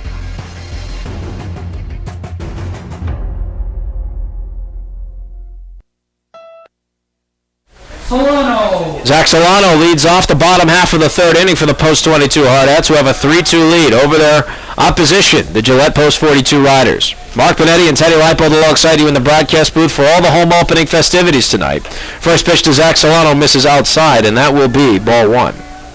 First time Solano was up, he was hit by a pitch and came around to score what is currently the go-ahead run for the Hardhats at 3-2. Here's his 1-0 quickly from Harris. Swung on and chopped to third. Stops made on the play by Langdon. Throw to first is in time. 5-3 put out in the scorebook. 1 up, 1 down offensively for the Hardhats. Here comes Matt Vickers, 0 for 1 into this at-bat. Matt Vickers. Vickers still brings that 273 average into this game, and we usually see it higher. He was batting above 400 for a lot of the season last year, kind of dipped down into the threes, so he is human. You know, we were kind of questioning that, but he's looking to really explode and get a good hot streak going. First pitch to him from Harris is a swing and a miss strike. No balls in a strike to count here to Vickers. He blooped out to third. So is that a B5 in the book if it's a bloop? Next pitch, misses low and inside on the lefty. Ball and a strike evens the count. I don't know if bloop is the technical term, the official term if we're scoring it. Hey, if Phil Rizzuto could create WW wasn't watching for the scoring system, then I'm pretty sure we could get away with putting B5 for a bloop to third. Next pitch is low and away for ball two. 2 balls and a strike to count. Among the many contributions Phil Rizzuto had to baseball in the position of shortstop, his best contributions were in the broadcast booth, coining the phrase "Holy cow" and WW in the scorebook for wasn't watching. Little history lesson for all our listeners out there. 2-1 to Vickers from Harris. Check swing, he went around, that's strike 2. 2 balls, 2 strikes to count, now to the reigning South Dakota American Legion Player of the Year. You know, how many times did I say it last year, though? If you're going to swing, swing hard. None of these check swings, so look for him to be getting it hard. 2-2 is swung on and hit in the air to left field. Tracking it is Wyatt Dunn, and it goes over his head and all the way to the wall. Vickers is rounding first. He is going to second. He has a stand-up double. With 1 out here in the bottom half of the third, he's in scoring position for the hot bat of Timmy Paris. Already has an RBI single today. Yeah, and that's the second double of the year for Matt Vickers. You like to see that now. 1 for 2 on the day in scoring position. Timmy Paris already 1 for 1 with an RBI, looking to get his second. But Dunn out there and left it was a hard time tracking that ball, and that's where that wind comes into play, because you saw him freeze, and then it started to carry. That wind is absolutely huge, and as a baseball player, you got to have the IQ to sit there and use it as a factor. First pitch to Paris is ripped on a chopper, foul, third base side. 0-1 is his starting count. Last time Timmy Paris was up, he hit a full count pitch. It was an RBI single, and then on an error by the left fielder was able to advance to second. And there's a check down to second to make sure Vickers stays close to the bag. So Timmy Paris has yet to see a second pitch. 0-1 is his count with 1 out here in the bottom of the third. Matt Vickers in scoring position on second. Here it is, the 0-1. Paris swings it and hits it foul, first base side. Quickly, he is behind. No balls and 2 strikes. And we were talking with Coach Messer in Billings, and Timmy Paris came up, and he said he's been kind of tinkering with his swing a little bit. And whatever swing he seemed to find in the offseason is working up to this point. So I hope he sticks with it so we can really see some good fireworks from this kid. 0-2 swung on it, hit right up the middle. That's a base hit into center field. Vickers gets the go sign from third. He is going home. The throw is cut off, and it's not in time. It's another RBI single for Timmy Paris. The Hardhats now have a 4-2 lead with 1 out here in the bottom of the third. Second RBI there for Timmy Paris. You gotta like it. 2 RBI singles in his first 2 at bats. What more can you say about this kid? I go back to talking about that swing right before he hit that whatever he's doing is working. Stick with that swing. That's really good, and a real pretty swing too. Here comes Cam Fees, who struck out looking the first time he was up. And his first pitch is low in the dirt for ball one. Warner makes sure that he hangs on to that ball so that Timmy Paris doesn't leave from his current positioning at first. Early front-running candidate here for Teddy's MVP of the game. It's going to take quite a bit to unseat him so far. Here comes the 1-0 to Fees. Way inside, 2 balls, no strikes. On deck is Hayden McGriff. He also struck out looking the last time he was up. The first 2 of what are 3 strikeouts here for Joe Harris, the starting pitcher for Gillette. Next pitch, that catches the outside corner. There's strike 1. 2-1 now the count to Fees. He has Paris on first with 1 out, bottom of the third, and the Hardhats up 4-2. Harris checks down to first. Paris is safe. Now with these pitchers living on that outside part of the plate, as a hitter you got to adjust, throw your hands at the ball and just take that outside pitch, push it into right field, go opposite field with it, take a page out of Jeter's book. 2-1 is swung on and fouled directly behind home plate. 2-2's the count. You just get points for referencing my all-time favorite baseball player that ever put on cleats. So I've done that twice this year now. I'm getting too many Yankees reference. I'm kind of disappointed with myself. Probably because they're the best team ever. You know, I'm just saying. I mean, no bias here or anything, right? 2-2 to Fees. Swung on and missed strike 3. So that's 0 for 2 now for Cam Fees by virtue of strikeouts. 1 looking, 1 swinging. There's now 2 outs here. In the bottom half of the third, that's going to bring up Hayden McGriff, also 0 for 1 with the strikeout. Hayden McGriff, who struck out quite a bit last year. I was only a second strikeout in his last plate appearance, and he's a really good hitter. He's one that's going to recognize, well, that outside part was called last time, so he needs to adjust. Speaking of that outside part, there it is for strike 1 on McGriff. No balls and a strike to count. And you're exactly right. That pitch, it was outside. It caught him looking there. We'll call it borderline, is about the nicest technical term to put it. 0-1, thrown to McGriff. It goes through the legs of Warner, but he hangs on and Paris stays at first. So the count evens at a ball and a strike. Paris field.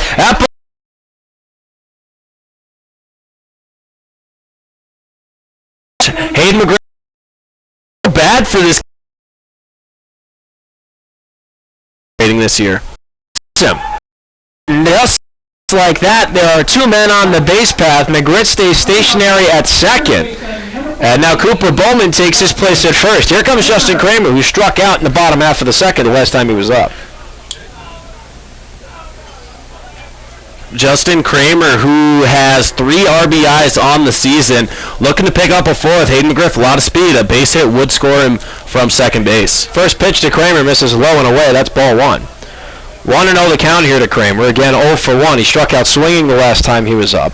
That was out number 2 of 3 in the bottom half of the second. Here's his 1-0. Pitch misses up high. 2 balls, no strikes. He has 2 men on here in the bottom of the third. He has Cooper Bowman on first by virtue of a hit by pitch. He has Hayden McGriff on second by virtue of an RBI double. 5-2 now the score for the Hardhats. Next pitch misses low and away. Justin Kramer looking at a pretty decent batter's count here. 3 balls, no strikes.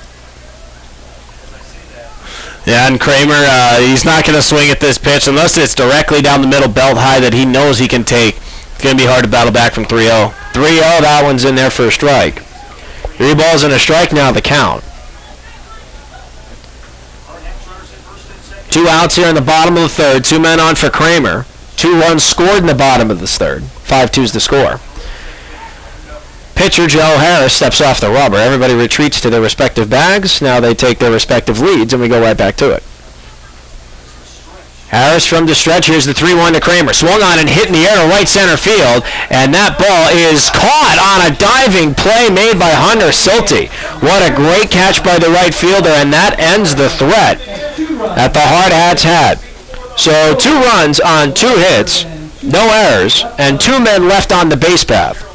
And at the end of 3 full innings of play, the Hardhats now have a 5-2 lead over Gillette Post 42 Riders. And look to the top of the 4th, where they will face 8, 9, and 1 in the batting order. Austin Warner, Jalen Christopherson, and then back to the top to Austin Hester. We'll be right back, folks, here on the official radio home of Post 22 Hardhats Baseball, here on ESPN.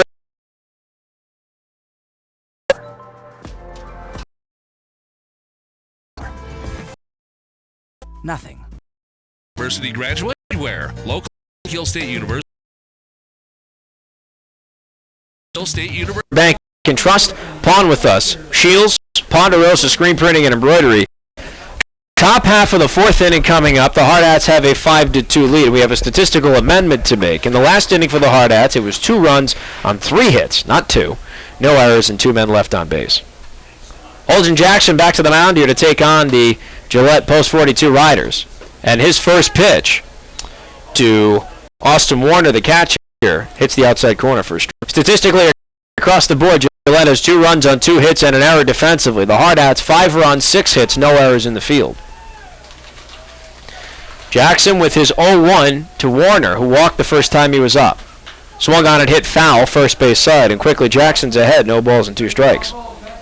Now look for Jackson to come with that big breaking ball. It's a right-handed pitcher against right-handed hitter. He can start it at Warner and break it back over the plate, try and buckle him here, or he could try and waste a pitch down in the zone to try and get him to fish for something. A lot of options here. It's definitely a pitcher's count and ahead of Warner. Here comes the 0-2. Up high, he didn't fish for it. Ball and 2 strikes. On deck is Jalen Christofferson, the designated hitter. He struck out looking to Will Moore the last time he was up. He'll be followed by Austin Hester, the shortstop, who singled and was stranded at second the last time he made it to the base path. Excuse me, was stranded at third. Here comes the next pitch. It's hit right back to him. On the mound, Jackson at first in time. 1-3 in the scorebook. 1 up, 1 down defensively for the Hardhats. Here comes Jalen Christofferson, 0-for-1, the DH. And that's what makes Holden Jackson so effective, those ground balls. He's a ground ball pitcher with 63% of the baseballs that are hit off of him are ground balls. And that's one thing that makes him so effective, because these aren't getting out of the infield. These are routine plays that he can get quick outs with. First lefty he's had to face personally is the second lefty in the batting order. That's Jalen Christofferson. He looks at ball 1. Christofferson struck out looking. One of 4 strikeouts for Will Moore, and those 4 strikeouts came in the span of 6 batters. From his first strikeout to his last. Here comes the 1-0. Up high, 2 balls, no strikes. The stat that jumps out to me about Holden Jackson, especially as such a young pitcher, is it's a 182 batting average against him. So he doesn't allow many hits, and it goes back to that effectiveness with that ground ball. 2-0. Up high, ball 3. 3 balls, no strikes to count here to Jalen Christofferson. On deck, Austin Hester. He's 1-for-1 with a walk and a single. And I really need to trust the notes I write down here. He actually was stranded at second. He wasn't stranded at third. Just got to trust the system here. Here's a 3-0 from Jackson. Up high, ball 4. So it's a 4-pitch walk for Christofferson. He takes his place at first. 1 on, 1 out. Double play ball in effect. Here comes Hester. Yeah, now back to the top of the lineup. Hester already 1-for-1 with a walk and a base hit and a run scored. So down 3, you got to think that with 1 out, Hester's going to be swinging away. One of their better hitters, their leadoff hitter. And with Christofferson, you got to be careful about the steal here, because he did act like he was going to bunt. And he is checked down at first almost immediately after that came out of your mouth. So well played on your part. Well, whenever you see somebody go down for a bunt, you know they have speed, because with these corners just playing at normal depth, they still have time to charge. So Christofferson must have a lot of speed there, so you got to be careful. First pitch from Jackson. What a heck of a breaking ball that was. That's in there for strike 1. I got to tell you, Teddy, some of the breaking balls that come from these young pitchers, they just flabbergast you. Wow. Yeah, it is. And I remember me as a young kid, everybody wanted to throw a curveball. So especially as you get a pitcher to this level, he's thrown that pitch thousands of times in his backyard. Here's the 0-1, another breaking ball that's in there for strike 2. No balls and 2 strikes to count here for Austin Hester. 1-for-1 with a walk, a run scored, and a single. He has Christofferson on first with 1 out here in the top of the 4th. Gillette trailing 5-2. Jackson in clear command of his mound right now. Here's the 0-2. Swung on and hit in the air to right field. Cam Fees is underneath it, calls for it, and he makes the catch. 2 down defensively for the Hardhats. Gillette, here comes Wyatt Dunn. He's 0-for-1. Hit by a pitch, came around to score a run and struck out. I tell you what, Holden Jackson really impressing me here with his outing today. He's only thrown 21 pitches in 1 2/3 innings right now. You know, just about done. Excuse me. I don't want to press. Found the strike walk, but nice job by this young man. First pitch from Jack. 1-0 the count here to Dunn. I mentioned he was 0 for 1. He found to score this.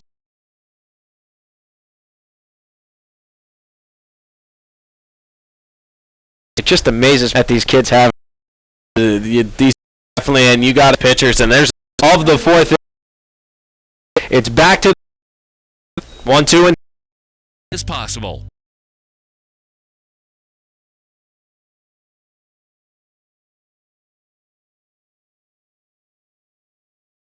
Across.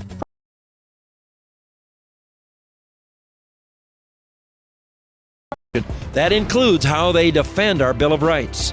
Faith, family, and freedom are very important to these men, and they cannot be bought or pressured to vote for anything that they think is harmful to individual freedom or our precious republic. Please vote June 7th in the Republican primary for Craig Ericks and Sean McPherson. Paid for by Ericks for SD House and McPherson for House.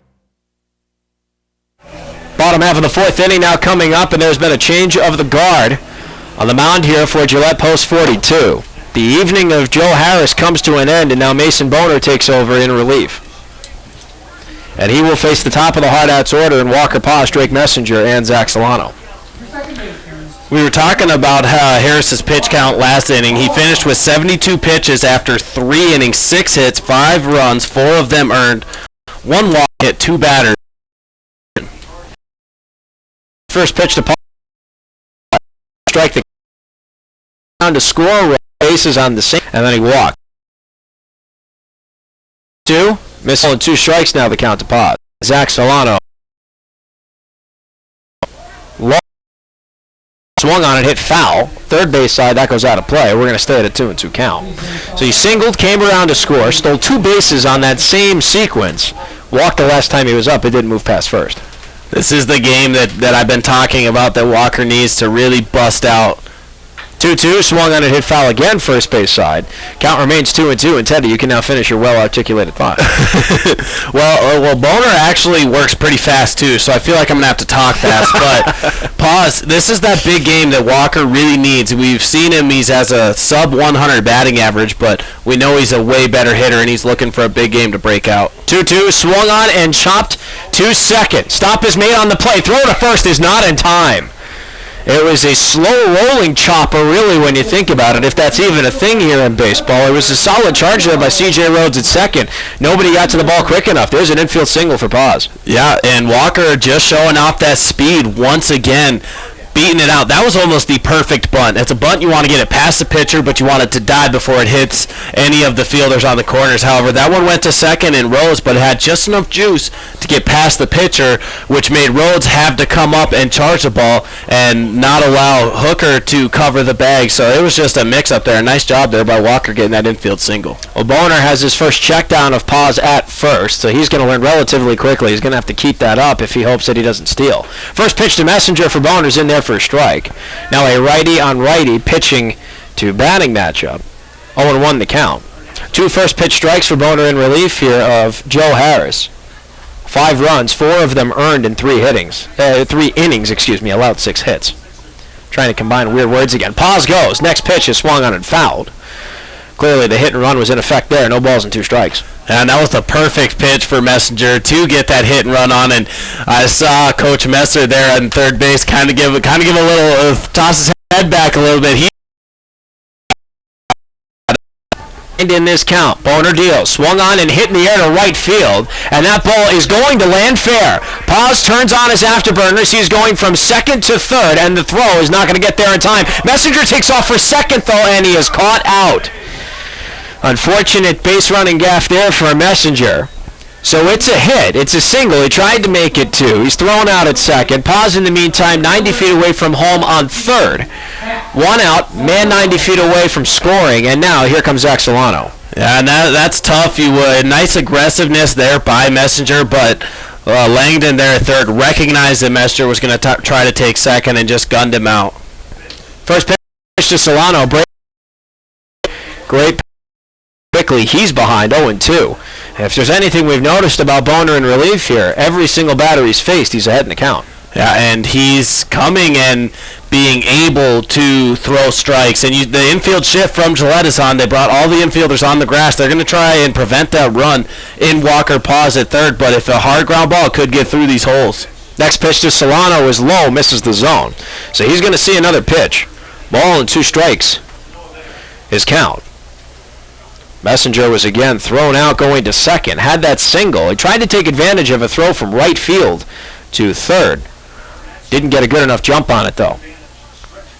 Paz is on third, 1 out, bottom of the 4th. 1-2 to Solano's low and away. Didn't fish for it. 2 balls, 2 strikes.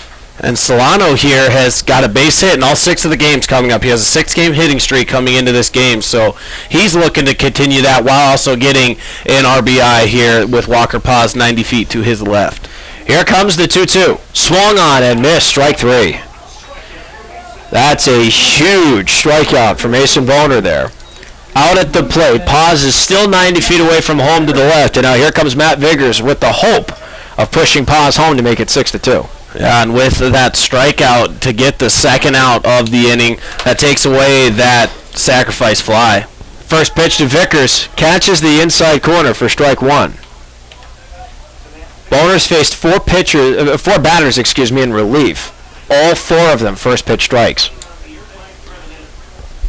And now Boner deals the 0-1 to Vickers. That pitch somehow catches the zone on a breaking ball. No balls and 2 strikes quickly to Vickers. Heck of a start to this relief appearance for sure for Boner. Yeah, once again we see that 0-2 count, and he's working ahead. That's what that first pitch strike will do. You work ahead the whole time. 0-2 misses way high. Ball and 2 strikes now the count. Walker Paz is on first. He singled and was advanced to third by Drake Messenger, who technically singled, was then thrown out to second. That's 2 times that's happened for Hardhats hitters. Paz tried to stretch a double to a triple, and it didn't work earlier this season. Here's the 1-2 to Vickers. That misses low. Count evens at deuces. 2 balls and 2 strikes. Yeah, so you have Paz going from second to third. That was this last weekend. And then Messenger trying to go from first to second. Just being aggressive on the base path. However, if you make it in there, it's worth it. So we've seen so many times them try to stretch it. 2-2 misses up high, and the patience of Matt Vickers has now put him right back in the thick of this count. Big payoff pitch coming up to Vickers, who has Timmy Paris on deck. Should Vickers either hit to safely get on the base path or walk to safely get on the base path? If not, we'll go to the top of the 5th. Here's the payoff. Swung on and fouled. That goes out of play. No thuds, no broken car windshields we can hear from here, so we're going to go to payoff pitch number 2. With no looming insurance claims. Well, I don't know. I parked pretty close today, right about where he's hitting that foul ball, so they might get one after the game. Payoff number 2, swung on and hit foul again, almost the exact same spot out of play. It's okay. I didn't hear a crash, so it's still good. So, payoff pitch number 3 coming up. We weren't kidding earlier. Really like these battles. 3-2, misses low. Great patience exhibited by Matt Vickers. He is now on first with a walk. 1 for 2. He's hit the base path twice. That's going to bring up Timmy Paris. And with these fast-working pitchers, I always like when Timmy comes up to bat, especially with 2 outs, because he has to take off his pads. And, we get a little breather. I get to talk a little bit, and I always like to talk. So just wanted to throw a random fact out there for everyone listening at home. Oh, trust me, you didn't need to tell me that twice that you like to talk. I've been working with you long enough. I'm pretty sure that's one of the things you like to do the most. Well, would we get into this business if we didn't like to talk? So I think it goes both ways too. I do agree. That would seem counterintuitive if that was the case. So now it's men on the corners here for Timmy Paris. And Boner throws back to first. Check down is not there in time, so Vickers is safe. It's Vickers on first, Paz on third. First pitch to Paris, swung on and fouled first base side. 0-1 the count. Timmy Paris having a heck of a day at the plate right now. He's still the front runner for your MVP award in our postgame show. 2 RBI singles, he's 2 for 2. Came around and scored last time he was on the base path. Absolutely, he's having a heck of a day there at the plate, and hopefully he can continue it with a runner on third. 0-1 is high and inside. That's going to even things in a ball and a strike there. We have 2 outs here in the bottom of the 4th. Timmy Paris now up at the plate with a 1-1 count. Men on the corners. Hardhats trying to expand a 5-2 lead over Gillette post 42. Boner looks back to first, gets a sign from the stretch. 1-1. Misses low. Ball almost got away from Warner, and Vickers is going to take off to second. So that's a huge move there for Vickers. Both runners are now in scoring position for Paris, who now has a 2-1 count. Should he make solid contact like he has been all day long, we could see some serious fireworks on this diamond. Boner now goes from the windup. Here's the 2-1. Low and away, and the pitch gets away from Warner. Everybody's going to advance, and Paz scores. And it's now 6-2 for the Hardhats. Vickers is on third with 2 outs here in the bottom of the 4th. Hughes just got out of the outstretched glove there of Warner. Went a little outside. He still should have had that ball, but allowed Walker Paz to travel that last little leg, get that run across, and now Timmy Paris still has an opportunity to push that second one as a base hit to score Vickers. 3-1 to Paris is ripped foul, and that's going to push his count full. 3 balls and 2 strikes the count now to Timmy Paris. Back-to-back batters where Boners had to face a payoff pitch scenario. Last time it resulted in a walk. Let's see what it results in this time. Here's the 3-2 to Paris. Low, ball 4. So there's 2 walks on 2 full count scenarios here for Boner on the mound.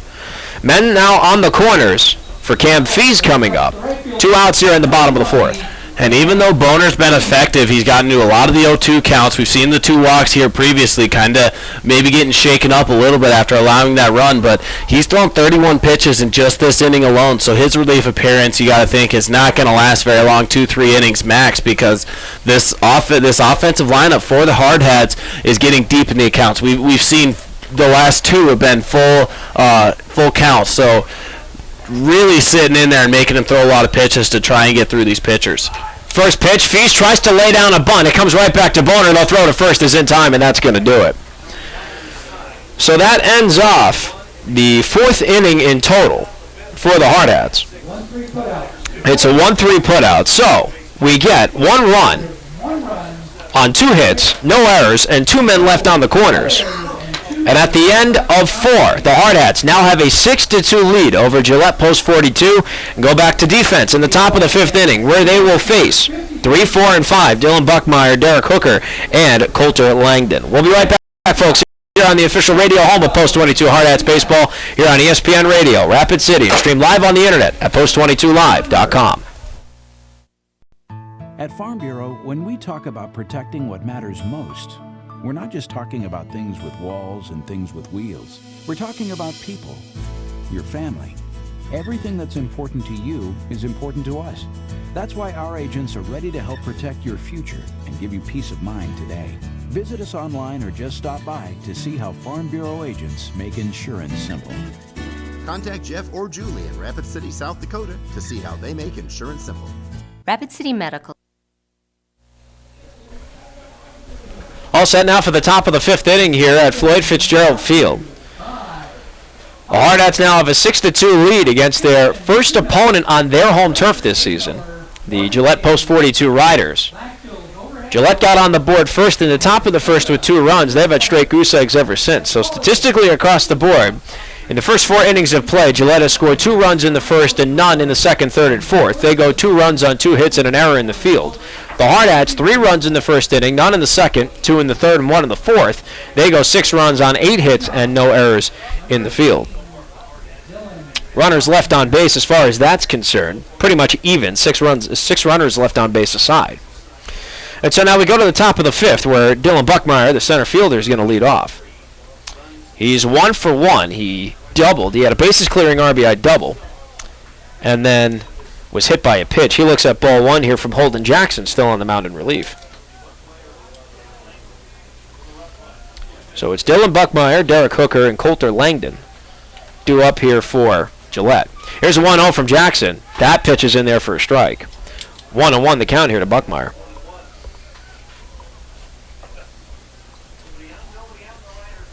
I don't know about you, Teddy, but one of my favorite things of opening day at a ballpark is the smell of the concession stand. And we're right on top of it, and it's really killing me right now. Yeah, I was going to say, I smelt it as soon as we walked in as well. There's a pitch low in the zone for Jackson. A ball and 2 strikes now the count. against Dylan Buckmeyer. But it's just that feel of that opening day baseball, the smell of the hot dogs just makes it all worth it. The sun shining. It's just a perfect opening day. You can write a novel with descriptors like that. Here's the 1-2. Foul just off the end of the bat. Ball and 2 strikes remains in the count. But you're exactly right. That's what's so awesome about, opening night for hockey. You and I work with the Rush. That's an awesome time. And we get to open up the season at home this year against the Colorado Eagles. But nothing takes away from opening day at a ballpark. Oh, never. It's always something. That's the reason it's America's pastime. It's just, can't beat it. 1-2 is swung on and hit to short. Bowman just watches it skip off of his leg. Tried to make the diving stop there at short. So on first is Dylan Buckmeyer. They're going to rule that a hit. That was a tough play for Bowman to make. 1 on, nobody out here in the top of the 5th. Here comes the cleanup hitter, Derek Hooker. Yeah, and that was the first hit allowed by Holden Jackson in his relief appearance, and the first hit allowed since the second inning when Austin Hester got a base hit out there. So a nice job here. You could still get this double play ball, but Cooper Bowman, nice job keeping it in the infield. First pitch from Jackson is that breaking ball that hits the outside corner. Strike 1 dealt to Derek Hooker, who is 0 for 1 with a walk and a putout to right field, courtesy of Camp Fees. So Hooker has a man on first, nobody out here in the top of the 5th. He has an 0-1 count to deal with. Jackson checks the man and Buckmeyer on first, and he deals the 0-1. That missed the zone low and away. Count evens to a ball and a strike. Coulter Langdon on deck, 0 for 2. 2 flyouts to center field, courtesy of Zach Solano. So now here comes Jackson. Ball and a strike the count. Checks the man at first, and he deals. And that's going to be low and away for ball 2. That breaking ball almost worked its magic again. You saw Hooker really wanted to unwind and swing there. Yeah, you saw it belt high right above the plate, but it dove out of the zone and low because the right-handed pitcher in Jackson, it breaks away from these right-handed hitters. So really getting him to fish. You think if he had 2 strikes, he would have pulled the string on that one. 2-1. Just missed outside, and that's going to bring the count to 3 balls and a strike. Jackson trying to go with a fastball low and away. 3-1 now the count. 1 pitch could bring up Coulter Langdon. Or we could just keep going in this sequence of pitches. Jackson looks into Paris for the sign.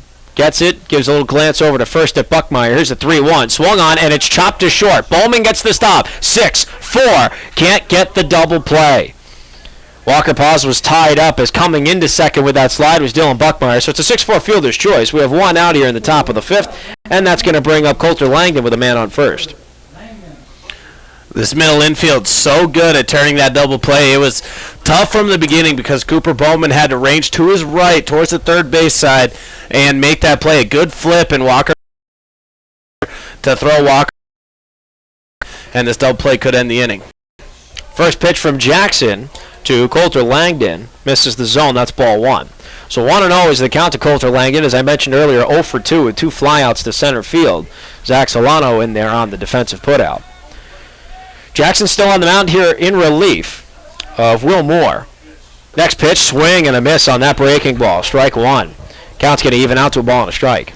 One way to tell how effective that breaking ball just was, as Langdon shifted all his weight forward, his hands started going before his hips, and he looks off balance because he's trying to locate that breaking ball. Next breaking ball is in there for strike 2.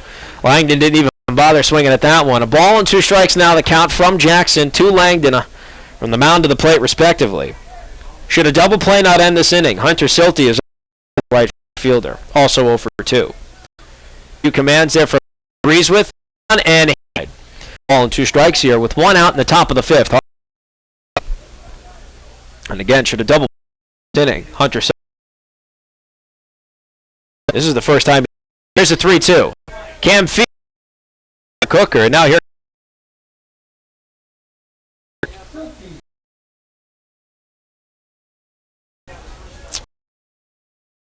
first strikeout. First and throws the first pitch. That and he recorded the 1-2-3 these last 2 innings. And once again,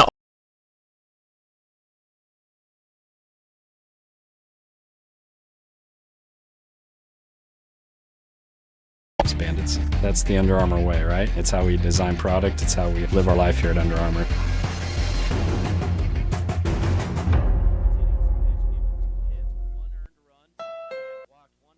Struck out one batter as well, but the stat line's not going to jump off to you. He was very effective, very, very effective. These last two hitters are the only Jackson of these pubs. It's going to be a pillar of strength this season because they're so young and they're so gifted. Imagine what it's going to be like when these pitchers are almost fully developed in their junior or senior season.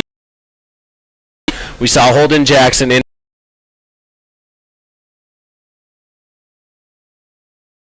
Here comes Kyle McGuire. Strikeout.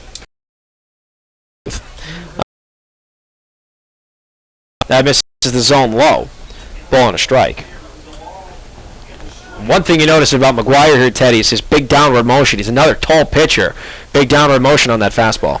Yeah, Will Moore has more of a sidearm delivery, but McGuire has that over-the-top, like Randy Johnson style, straight down. Here's a 1-1.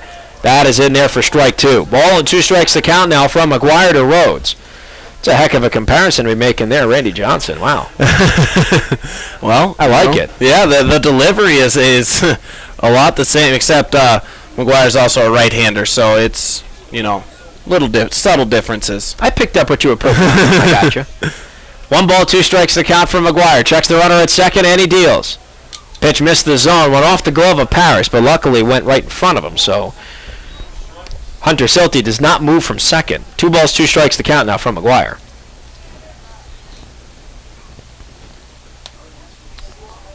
Silty on second, 2 outs, top of the 5th. Hardhats trying to get out of this. They have a 6-3 lead. And McGuire deals a 2-2. Swung on and ripped foul again, third base side and way out of play.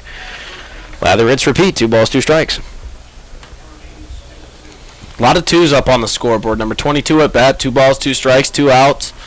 They just got 2s straight across the top there. It's not often that happens, but you do have to relish in the moment when it does. Yeah. Funny peculiarities of the scoreboard. Here comes the 2-2. Swung on and hit in the air to left. Messenger is tracking underneath it, and he makes the catch, and that is going to end the inning. So, 1 run on 2 hits. No errors for the Hardhats defensively. And 1 man left in scoring position on the base path. At the end of 4.5, the Hardhats still have their lead. However, now it is 6-3. They transition to offense and do up for the Hardhats 7, 8, and 9. Hayden McGriff, Cooper Bowman, and Justin Kramer. We'll be right back, folks, in just a few moments here on the official radio home of Post 22 Hardhats Baseball here on ESPN Radio Rapid City and stream live on the internet at post22live.com. Honda knows you expect a lot from your car. But we wanted to give you even more. So we gave the Civic, the best-selling car in its class, even more horsepower. More room than ever. And a stylish new exterior. Introducing the all-new Civic, the 2016 North American Car of the Year.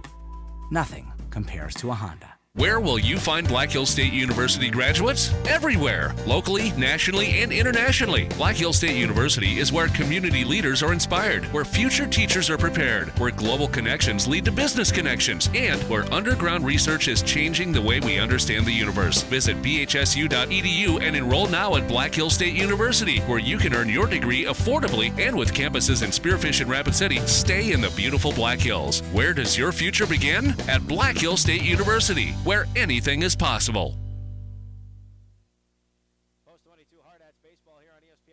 Maintaining Sound Pro, the Physical Therapy Center, courtesy Subaru, Pioneer Bank and Trust, Pawn With Us, Shields, Ponderosa Screen Printing and Embroidery, and Advanced Dental. We now go to the bottom half of the 5th inning. The Hardhats have a 6-3 lead and look to build upon it with 7, 8, 9 due up in the order. Hayden McGriff, 1 for 2 with an RBI double. Cooper Bowman, 0 for 1 hit by a pitch. And Justin Kramer, 0 for 2. You talked earlier about that power that Hayden McGriff has when he's in the play, when he can get his hands around the ball. And that RBI double, just case in point on that. Yeah, he took that outside pitch. That speaks volumes as a hitter. That umpire's been calling him outside. He was called for a strikeout in his first plate appearance on that outside pitch, so then he just went with it, threw his hands at the ball, and put it off that right center field wall. So, showing a lot of pop and showing a lot of baseball IQ there in the batter's box. By the way, we have a new pitcher on the mound here for Gillette Post 42. That's Drayson Latke. First pitch he deals to McGriff is swung on and hit in the air to left field. That ball's got some distance on it. It is high, it is far, it is gone. It's a solo shot for Hayden McGriff to kick off the bottom half, of the fifth inning. He's touching them all. Hardhats have a 7-3 lead. No outs here in the bottom of the fifth. He absolutely crushed it. Yeah, we were talking. It was only a matter of time before he got it. He's been absolutely hitting the ball just amazing this season, and it's good to see him finally get that. He sent it into left center field, and there was no question. As soon as that ball hit, or as soon as he hit that ball, it left the bat. You saw it go high in the air, and it was out of here in a hurry. Wow, Hayden McGriff, his first home run of the season, absolutely torched it. Next pitch comes to Cooper Bowman. He hits that ball high and deep, and that goes all the way to the left field wall. Bowman turns on his afterburners. He is going to second, and then he gets the stop sign from Coach Messer, so he will hang on with a double. 2 pitches, a home run, and a very well-hit double by Hayden McGriff and Cooper Bowman, respectively. Here comes Justin Kramer playing in the hot corner. Yeah, absolutely. Just a lot of success. You can't. 2 pitches. You're exactly right. 2 pitches, 2 extra base hits, a run scored. Just it's going to be tough here for Drayson Latke to stay in this ball game. We'll get a stat line on Mason Boner, who was in relief prior to him, in just a few moments. He deals his first pitch strike here to Justin Kramer on a breaking ball, 0-1 his starting count. We'll give you a stat line here real quick for Mason Boner. He pitched 1 inning, 2 hits, 1 earned run, 2 walks, and 1 strikeout. Next pitch to Kramer is also in there for strike 2, so no balls, 2 strikes early here to Kramer. He has Cooper Bowman standing on second with a double. Prior to Bowman, McGriff saw the first pitch that he took and drilled it outside to left. Next pitch to Kramer is chopped foul third base side, so we're going to remain at 0-2. But again, we talked about that power with McGriff, and there was just no chance on that pitch. Yeah, and he hit the first home run over the fence of the season for the Hardhats. Of course, Sam Haig had that in the Parkers, so he didn't get the first home run, but he got the first one over the fence here for the Hardhats in 2016. Latke deals the 0-2. That one's way low and away, and going is Bowman. Not a chance. He is safe at third. 1 ball, 2 strikes to count now to Kramer, and the high IQ of Bowman on the base path puts him 90 feet away from making this an 8-3 game for the Hardhats. And now if you're Justin Kramer, you have to make contact here. You don't want to go down with a strikeout in this situation. You get a ground ball somewhere, Bowman could score, or you can get a sac fly into the outfield. Latke deals the 1-2. Swung on, and it's chopped, but foul, third base side. So we'll go right back to it again here for Kramer, who's 0 for 2. He struck out, and then he flew out to right field. He has a 1-2 count. Bowman advances to third. On deck is Walker Paz, and he is 2 for 2 with a walk and 2 runs scored and 2 stolen bases. A lot of 2s. Ball and 2 strikes from Latke. Here he deals to Kramer. Swung on and hit in the air to right field. That's going to bloop and drop for a base hit.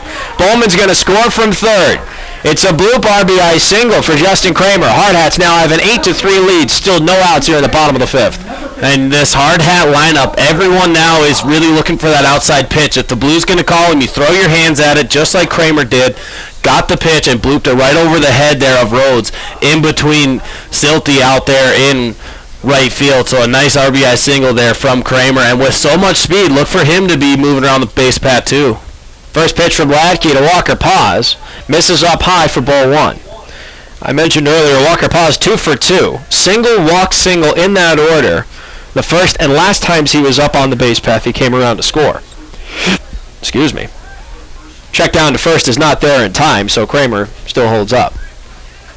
And we talk about this all the time, too. Now with Kramer on the base path, your most intelligent base runner, one of the most lethal weapons you have on the base path, is now 270 feet from home. Next pitch dealt to Paz is in there for strike 1. Ball and a strike to count. Nice quick math there. 270 feet from home. It means he's on first for everyone listening at home there. Well, it's either he's 270 feet away from scoring or he's 90 feet away from home to first. I'm just saying. He still has to travel to 270 to get around, so I see where you're coming from. Hashtag math hard. 1 ball, 1 strike the count here to Walker Paz. Kramer goes. Pitch is low and inside, and we're not going to get a throw out of it. Solid base running there by Justin Kramer, who is now 180 feet away from scoring at home, if you're still keeping up with the math conversation we've just had. 2 balls and a strike now the count to Walker Paz with a man in scoring position. So does that put Walker Paz 260 feet from home? I see what you're doing. You're trying to go on revolution. I had to think there for a second. In the meantime, while Teddy's going off of a calculus dissertation here, ball 3 was dealt to Walker Paz. 3 balls and a strike now the count. Oh, now with a runner in scoring position, Walker Paz, he walks a lot. He's probably going to take a pitch here unless it's just in his bread and butter. 3-1, swung on and missed on a breaking ball. 3 balls, 2 strikes now the count to Walker Paz. Big payoff pitch coming up here for Drayson Latke. That H in front of Ladke's name keeps throwing me off. Every time I look down, I'm about to pronounce it. 3-2 is inside for ball 4. It's another walk for Walker Paz. He's been on base all 4 times he's been at the plate today. So now there's 2 men on with nobody out here in the bottom half of the 5th, and Drake Messenger comes up. He's 2 for 3. We can just add another 2 to the stat line for Walker Paz. He 2 for 2, 2 singles, 2 walks, 2 runs scored, and 2 stolen bases, all in his 4 plate appearances in this ball game. Here comes the first pitch from Latke to Messenger. That swung on, and that is a chopper to short. Stops made on the play by Hester. Throw to first is in time, just barely. Drake Messenger showing off those afterburners. It's a 6-3 fielder's choice. Everybody advances 90 feet. 2 runners in scoring position with 1 out now here in the bottom half of the 5th, and it's the heavy hit of Zach Solano, who just lives and breathes for moments like this. Yeah, and he's still trying to seek his first hit of this ball game, and this is what a time to do it here. 2 runners in scoring position, leads the team with 6 RBIs so far this season, so he's looking to continue that success. There's that first pitch breaking ball outside that the Blues been calling all night. Solano throws his head up to the skies, but he understands now it's something he has to adjust to. He's behind 0-1 here. 1 out, 2 men in scoring position, bottom of the 5th. Next pitch to Solano, misses that same part, but low. Count evens are ball and strike. Zach Solano, as Teddy mentioned, still looking for that first hit. He's 0 for 1. Was hit by a pitch the first time he was up and came around to score. 1-1 the count here to Solano. And the pitch from Latke. Swung on and ripped into left center field. That's a base hit. 1 run's going to score. Both of them are going to score. The ball goes all the way to the warning track, and Solano is in with a stand-up 2-run RBI double here in the bottom half of the 5th with 1 out. It's 10-3. Hardhats are piling it on. Yeah, and Zach Solano's one of the best at turning these hits into doubles. He has 2 doubles already on the season coming from that weekend in Billings. Now a 2 RBI double here, just pouring it on here. 4 runs in the 5th inning. Just a nice job here. And with Matt Vickers, who already has a double with a run scored in today's game, he's looking to trade spots with Solano. These two, a great 1-2 punch to have in your 3-4 spots. You can't, as a coach, this is a luxury to have with these 2 gentlemen behind each other in the batting order. And you think last season you had a 4-headed monster when you had Tanner Simons, Matt Vickers, Zach Solano, and Eric Petrie when they were all hitting at their peak. That's he is. 3 through 6, that meat of the order is just going to be unstoppable middle part of the season. From Latke, is in there for a strike. Ball and a strike now the count. Vickers has a man on second in Solano with 1 out here in the bottom of the 5th. 4 runs scored in this inning here for the Hardhats. First 4 gentlemen that took to the batter's box got on base and came around to score. 1-1 is in the dirt, goes off the mask of Warner, and he lost the ball. So Zach Solano's going to take advantage of that passed ball. And now he's 90 feet away from scoring to the left of home plate on third. 2-1 the count to Vickers. Huge right there for Solano to advance to third base. And there was no time called, so it looked like Solano was going to be trying to get home, but I guess the Blue awarded time to the Gillette pitcher, but that was close. That could have been a real mess-up if they wouldn't have called for time. I didn't see him call for time either, so good base running there by Solano. However, the Blues made him go back. But what I was getting to when I first started talking is with Vickers, the left-hander, if you get a ground ball to the right side of the infield at second or first, Solano could easily score from third base, or a sacrifice fly, and of course a base hit will score him. So a lot of options here as long as Matt one misses high and away. 3 balls and a strike now the count to Vickers. Going back to the not calling for time, that would have been a prime candidate for SportsCenter not top 10. Because I don't think I've ever seen a scenario, I'm sure it's happened, baseball's been around long enough, but I've never seen a scenario where time hasn't been called and a run's been scored on that. 3-1. Ball 4. And Matt Vickers walks in back-to-back at-bats. Men on the corners now for the red-hot bat of Timmy Paris. He is 2 for 2 with a walk and a run scored, and 2 RBIs to his name today. And he has a chance to do some even more damage. Still 1 out here in the bottom half of the 5th.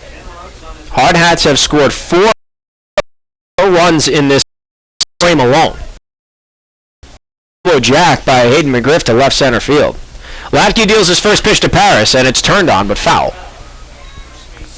First base side. 0-1 the count. I think Timmy Paris has put more baseballs in that creek here off the first base side than I've seen in a while. He's probably put 4 or 5 foul balls in that creek already today. Yeah, he really does like that first base side. Check down to first doesn't get there in time, so Vickers will retreat, and he is safe. Vickers is 90 feet to the right of home on first. Zach Solano is 90 feet to the left of home on third. Men on the corners here with 1 out, bottom half of the 5th, Hardhats up 10-3. Latke, the third pitcher of this game for Gillette, throws his next pitch to Paris, and he fouls it. First base side. Almost a smooth fielding play by Pete Barrows there at first. Well, I think that's Jason Hurts. Oh, that might actually be Jason, that's right. Yeah, Pete Barrows has been first base up to this point, so, maybe we'll change another guard, or just giving them each a little chance to coach first. Oh, either way, almost a solid play there by Jason Hurts. Couldn't quite field it. But an RBI 6, he's trying to catch Solano for that lead in the runs batted in category. Well, now here comes Cam Fees, the only player on this Hardhats lineup to not have a hit in this game. Here comes his first pitch. That's low and in the dirt for ball 1. Matt Vickers is still on first. 2 outs now here in the bottom half of the 5th.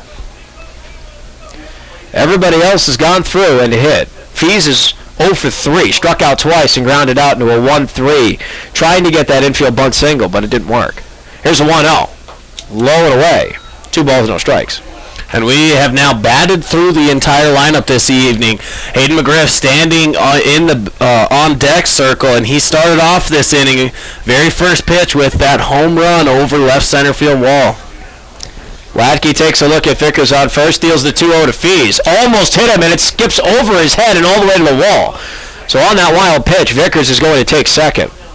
So now there's a man in scoring position here for Cam Fees. 3-0 is his count. 2 outs here in the bottom of the 5th. And as you mentioned, on deck is Hayden McGriff, who just decimated that ball to left center. Next pitch is in there for a strike. 3 balls and a strike now the count. It's the hardest pitch in baseball to lay off, that 3-0 count, and they come with that fastball, and they don't try to place it too much. It goes right over the plate. Hardest pitch in baseball to lay off of. 3-1 to Fees. Low and away, that's ball 4. So Fees earns a walk. He's now on first, along with Matt Vickers, who's on second. 2 on, 2 out, and it looks like we may get another changing of the guard on the mound. And I believe that is exactly what has happened. So we're going to take a quick recess here, folks. When we come back, we'll have all the details for you on the new hurler on the mound for Gillette Post 42. We'll be right back with the action here. Bottom of the 5th inning. Hardhats have played at 5. They have 2 outs, 2 men on, and a big bat of Hayden McGriff coming up. We'll be right back in 30 seconds here on the official radio home of Post 22 Hardhats Baseball here on ESPN Radio Rapid City and streamed live on the internet at post22live.com. Healthy eyes requires regular vision exams. Dr. Paula Sorensen at Envision Optical and Eye Care strives to provide quality vision solutions and exceptional customer service. She values the opportunity to build a lifelong friendly relationship with you and your family. Envision Optical and Eye Care on West Main, across from the Guard Camp. This is Mark the Freedom Poet, and I want to tell you about 2 wonderful candidates for South Dakota legislature, Sean McPherson and Craig Eriks. I've known both of them for many years, and I trust them to be faithful champions of our precious Constitution. That includes how they defend our Bill of Rights. Faith, family, and freedom are very important to these men, and they cannot be bought or pressured to vote for anything that they think is harmful to individual freedom or our precious republic. Please vote June 7th in the Republican primary for Craig Eriks and Sean McPherson. Paid for by Eriks for SD House and McPherson for House. Drayson Ladke went 32 pitches in 2/3 of an inning, allowed 4 hits, 5 earned runs, walked 3 batters, no strikeouts, and no hit batters. So pretty tough, and he's still responsible for these 2 gentlemen on base with Vickers on second and Fees on first. Oh, you're absolutely right, but what's glaring to me is 32 pitches and he didn't get out of the full inning, and he batted around the entire order here. Here comes the first pitch to McGriff, swung on and missed. McGriff tried to replicate that first pitch home run. You saw him going for the fences the whole way. Yeah, and that's one thing that's hard after you hit a home run. You're coming up, you're antsy in the box. If you're Hayden McGriff, you got to relax and just try to put it in play. You got 2 outs. You want to score Vickers from second. Next pitch to McGriff. Misses inside. Ball and a strike now the count. Hayden McGriff 2 for 3. Struck out looking his first time up, but since that strikeout, followed up with an RBI double and then that solo home run at the start of this inning. 2 men on for him, 2 out. Bottom of the 5th, here's the 1-1. Low and away, and the pitch gets away from Warner. Everybody's advancing 90 feet. So now Matt Vickers 90 feet away from the plate at home, on third. And now Cam Fees is on second. This is a big opportunity here for Hayden McGriff. A base hit would score 2, and that will put you up by 10. Now, the 10-run rule in effect in a 9-inning game is the 7th inning, so you got to be mindful of that. Next pitch to McGriff, misses low. 3 balls and a strike now the count. A lot of red hot. So now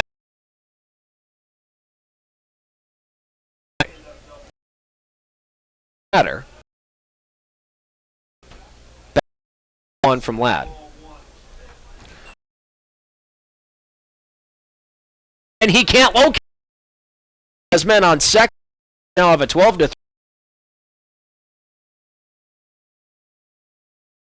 This game early. That's one thing you want to do. 2-1. Swung on and hit foul. First base side out of play. The count's going to even now at 2 balls and 2 strikes. On deck, should Cooper Bowman safely get on the base path, is Justin Kramer. He singled the last time he was up. Came around to score. 2-2 from Ladd. Way outside, low and away, and that's going to push the count full here. 3 balls and 2 strikes. Justin Kramer 1 for 3, struck out, flew out to right, and then that single and came around for a run. Here comes the payoff from Ladd. 3-2, swung on and hit in the air to right field. And that is over the head of right fielder Hunter Silty. It's going to go all the way to the wall. 1 run's going to score. Here comes the second. Cooper Bowman into second with a 2-out, 2-run RBI double. The Hardhats have a 14-3 lead here in the bottom of the 5th with 2 outs. Back-to-back doubles here for Cooper Bowman, all in this inning, so that is huge. This young man, like I was talking about earlier, he makes contact at the plate. He doesn't strike out. He's now 2 for 3 with 2 doubles and 2 RBIs, a run scored, and you just can't ask for much more than this huge inning. 8 runs pushed across the plate for the Hardhats in this bottom of the 5th. 8 runs on 5 hits nonetheless, too, for this Hardhats club. You look now at Justin Kramer, the 3rd gentleman to bat twice in this inning, and he looks at strike 1. Kramer has Bowman on second here. 2 outs still in the bottom of the 5th. The Hardhats now up by 11, so the 10-run rule in effect for this game. But we have to wait till the 7th inning for that to come to fruition. Next pitch to Kramer's low and inside. That'll even things at a ball and a strike. Well, you push 4 more runs across, this game could be finished right now, 15 after 5. Absolutely right. That's a tough hill to climb, though, with 2 outs. If you had 1 out, there's a pretty solid possibility. Not to say that there isn't with 2 outs, just a little tougher. Kramer hits that one to short. Stop is not made by Hester. It skips off of his glove. Bowman's going to score. And Kramer's in there on first. 9 runs plated in this inning. It's 15-3 Hardhats. Still 2 outs in the bottom of the 5th. And I believe they're going to award an error there. Oh, it is a hit. So an RBI single there for Kramer. It was a hard hit ball in the hole. A tough play there for Hester to get out on the edge of the grass. I don't know if he would have even been able to get Kramer. Kramer advanced to second on that throw there. So a nice job there with that RBI single and advancing to second on that throw. Well, Justin Kramer's come up with back-to-back singles and back-to-back at-bats. Here comes Walker Paz. He's 2 for 2, but all 4 times he's been in the batter's box, he's made it to first safely. 2 singles, 2 walks, 2 stolen bases, and 3 runs scored. First pitch to Paz is low and inside. That's ball 1. As Teddy mentioned, Kramer moved to second in the ensuing shuffle. So now he's in scoring position for Paz, and should he safely get back on the base path, Drake Messenger's in the on-deck circle. And that was the 47th pitch thrown by the 2 Gillette pitchers in just this inning alone. Ladd checks the man at second, goes for the check down, and the ball gets thrown into center field. Kramer turns on his jets, and he is on third. A serious mistake there for the Gillette post-42 pitcher, Hunter Ladd. Tried to get the pick off at second. It skips into center. There's Justin Kramer on third. Tough here. I know you're down big, and this is where you need to look at the fortitude.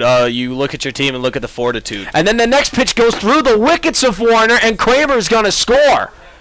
Oh, my goodness. 10 runs in the inning. 16-3 is the score. 2 outs here in the bottom of the 5th.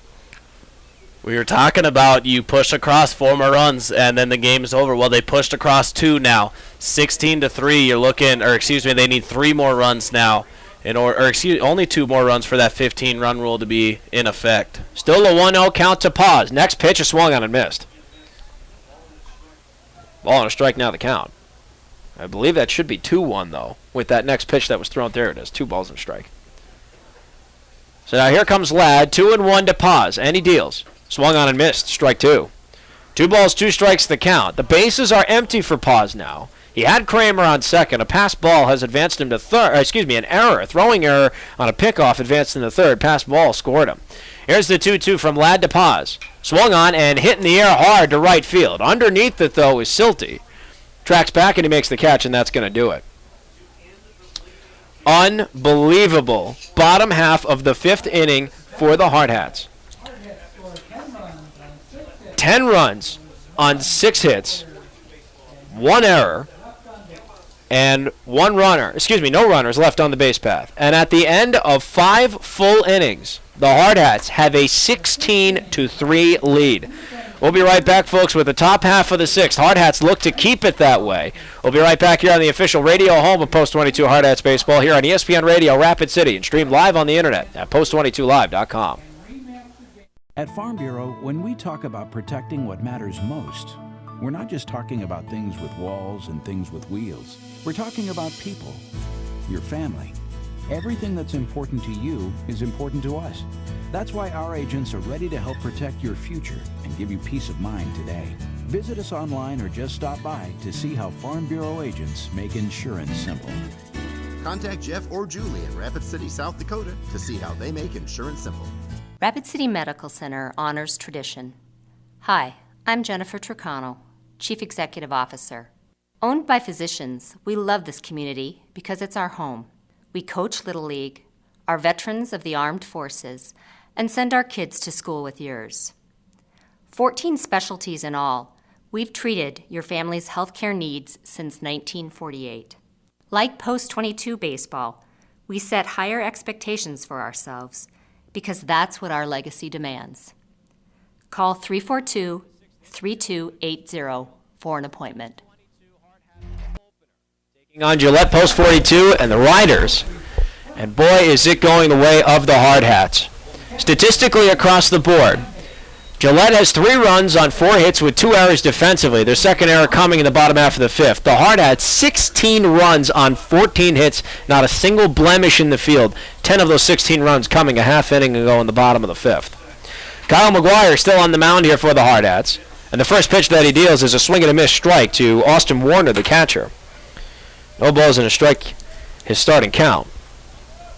Warner's 0 for 1. Walked the first time he was up, was stranded on third.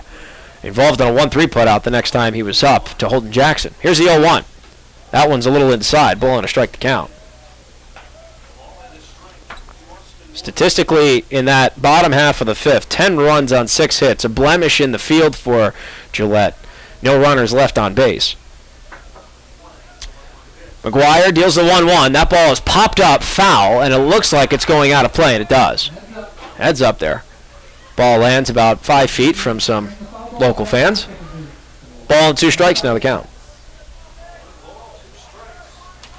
It's going to be Austin Warner, the catcher, currently up with a 1-2 count, nobody out, followed by Jalen Christofferson, the DH, and then Austin Hester, the top of the order. Ball and 2 strikes to count from Kyle McGuire, the third pitcher to play in this game for the Hardhats. Here's the 1-2. Swung on and missed, strike 3. 1 up, 1 down defensively for the Hardhats. McGuire gets his first K of the game. Here comes Jalen Christofferson. Yeah, and you got to like what you've seen from McGuire. In his 2 previous appearances that we've seen him, he's kind of been shaking. You don't know if that's nerves or especially how he's so young, but he's really looking good with these first few batters that he's faced so far. Christofferson comes up 0 for 1 with a walk and a strikeout. McGuire's first pitch got away from him a bit. That's going to be ball 1. So 1-0 the starting count here to Christofferson. That was the only walk, actually, issued by Holden Jackson, the second relief pitcher. 1-0.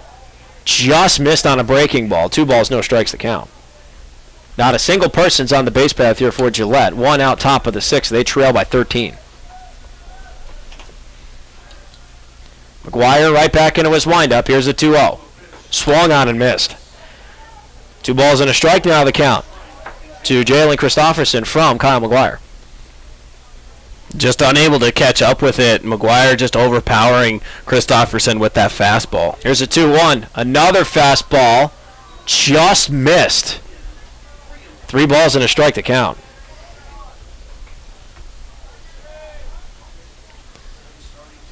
On deck is Austin Hester, the shortstop. And here's the 3-1. Low, ball 4. So McGuire deals a walk. So now he's on first.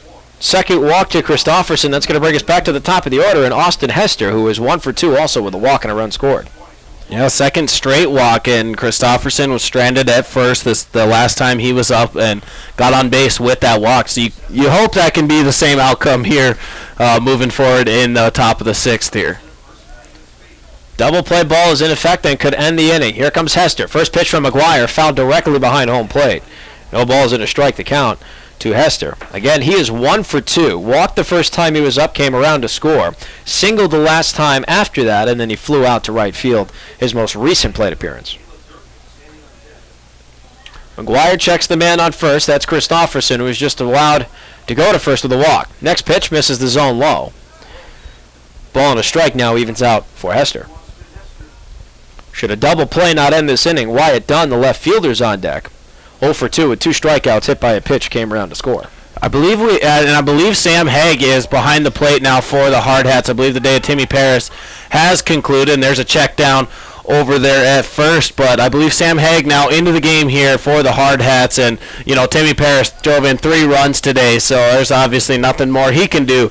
Let's give some other guys some playing time, and now Haig able to come into the ball game. Very good observation there. It's tough to see that from the padding. Here comes a 6-4-3 double play. They got it.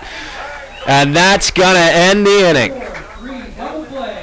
A dribbler from Hester to short, Bowman to Paz to Vickers, and that ends the top half of the 6th. No runs, no hits, no errors, not a single man left on the base path, and at the end of 5.5, the Hardhats have a 16-3 lead. 2 more runs, and this game's over. We'll be right back, folks, here on the official radio home of Post 22 Hardhats Baseball. Drake Messenger, Zach Solano, and Matt Vickers due up for the Hardhats.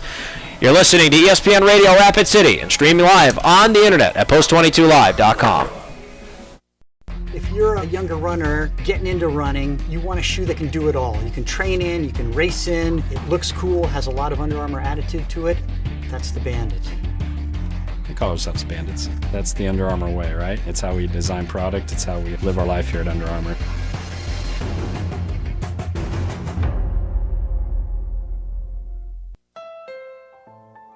Honda knows you expect a lot from your car. Well, it's changes all over the field now. Well, not really all over the field, but at least for this juncture of the game. We now have a left-handed pitcher here for Gillette Post 42. We'll have a new batter come in for the Hardhats. The evening of Drake Messenger has come to an end. And I believe the evening of Zach Solano has also come to an end as well. Yeah, with Connor King in the on deck circle, and he plays in center field. He splits time there. Well, not really splits time, but he gives the spot start there when Solano is not out there in center. So, with a 13-run lead right now, you want to get these young guys some at bats, some fielding opportunities. So now we see Alex Weaver and Connor King, just the first of two that I'm sure we'll see going through this lineup. Well, Alex Weaver's going to lead off the inning, and he will go up against Caleb Durgin on the mound. Number 30, Alex. Excuse me, Jalen Christofferson's actually coming. I take that back. That's number 11 there. So Christofferson is now on the mound. 4-post-42. He goes up against Alex Weaver, who's looking for his first hit of the season. He's 0 for 6 in 6 at-bats this season. He looks at ball 1 outside. 1-0 his starting count.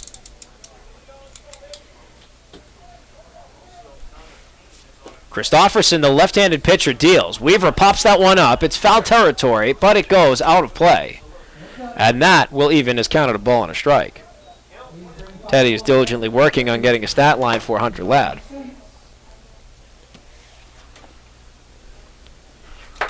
So Jalen Christofferson comes in. He's the designated hitter. Now in to pitch. Weaver in the box, taking over for Drake Messenger. Messenger went 2 for 4. Next pitch to Weaver, swung on and hit deep to left field. That ball is high, it is far, it is gone! Talk about a heck of a first hit of the season for Alex Weaver. He jacks it to left. The Hardhats have a 17-3 lead, no outs in the bottom of the 6th. Wow, what a nice job. And this kid, he's a tall kid, young, first year here at the hard hat level, and his first hit is a home run over that left field fence. And I heard it in your voice the very second it left that bat. You knew it was going gone because he hit it so hard. That was just a great piece of hitting there with the solo shot. And you could also tell from the crowd, normally here, unless it's a clutch time and you get a hit down the line or something, but the crowd knew it the whole way as well. Great hit for Alex Weaver, his first hit as a hard hat, the first of many to come, hopefully. And now he gives the Hard Hats a 17-3 lead. And now Connor King comes up and looks at a first pitch strike. And that next pitch, immediately right to it, ball 1. 1-1 the count here to Connor King, who comes in with a .286 batting average, 2 hits and 7 at-bats, 12 plate appearances. Christofferson right back to it. Breaking ball is in there for strike 2, and quickly Connor King's behind, a ball and 2 strikes. And Connor King giving Walker Paz a run for his money. 5 walks on the season, came in with the team lead, so he gets on base often. The 1-2 is low and away. That's going to even things at 2 balls and 2 strikes. 2 home runs in this game, 3 overall on the season in the last 2 games that have been played for the Hardhats. Sam Haig inside the park, both Hayden McGriff and Alex Weaver, dead shots to left. Next pitch is a breaking ball that misses the zone way outside. And Connor King's patience has pushed this count full, 3 balls and 2 strikes. No outs and nobody on here in the bottom of the 6th. Lefty on lefty matchup. Christofferson deals to King. That's inside on a check swing. Ball 4. He didn't go. So Connor King earns a walk. He is now on the base path. Man on first. Nobody out. Matt Vickers takes to the batter's box. Matt Vickers comes into this game 1 for 2 with 2 walks and a double, 2 runs scored. Christofferson looks to first. That's Connor King. First pitch to Vickers is a breaking ball that misses low and away. Ball and no strikes, the starting count to the reigning South Dakota American Legion Player of the Year. And what an award that was to win last season, on top of a 3rd consecutive and 40th overall state championship. Yeah, it was huge. It was a good season for Vickers and this team in general, and they're looking to do the exact same, but make it even better this season. 1-0, misses low and away, 2 balls, no strikes the count. And you're absolutely right. 53 and 16 was the record of the team last year. Finished as the regional runner-up on the final day of the tournament. 2-0 is low. That's ball 3 now to Vickers. 3-0 his count with Connor King standing on first and nobody out. And it was an unfortunate end, but nonetheless, just a magical season, and a special one for you and I to be a part of. That was our first season broadcasting for these young gentlemen, and what a ride it's been so far. 3-0 to Vickers. Misses low. There's ball 4.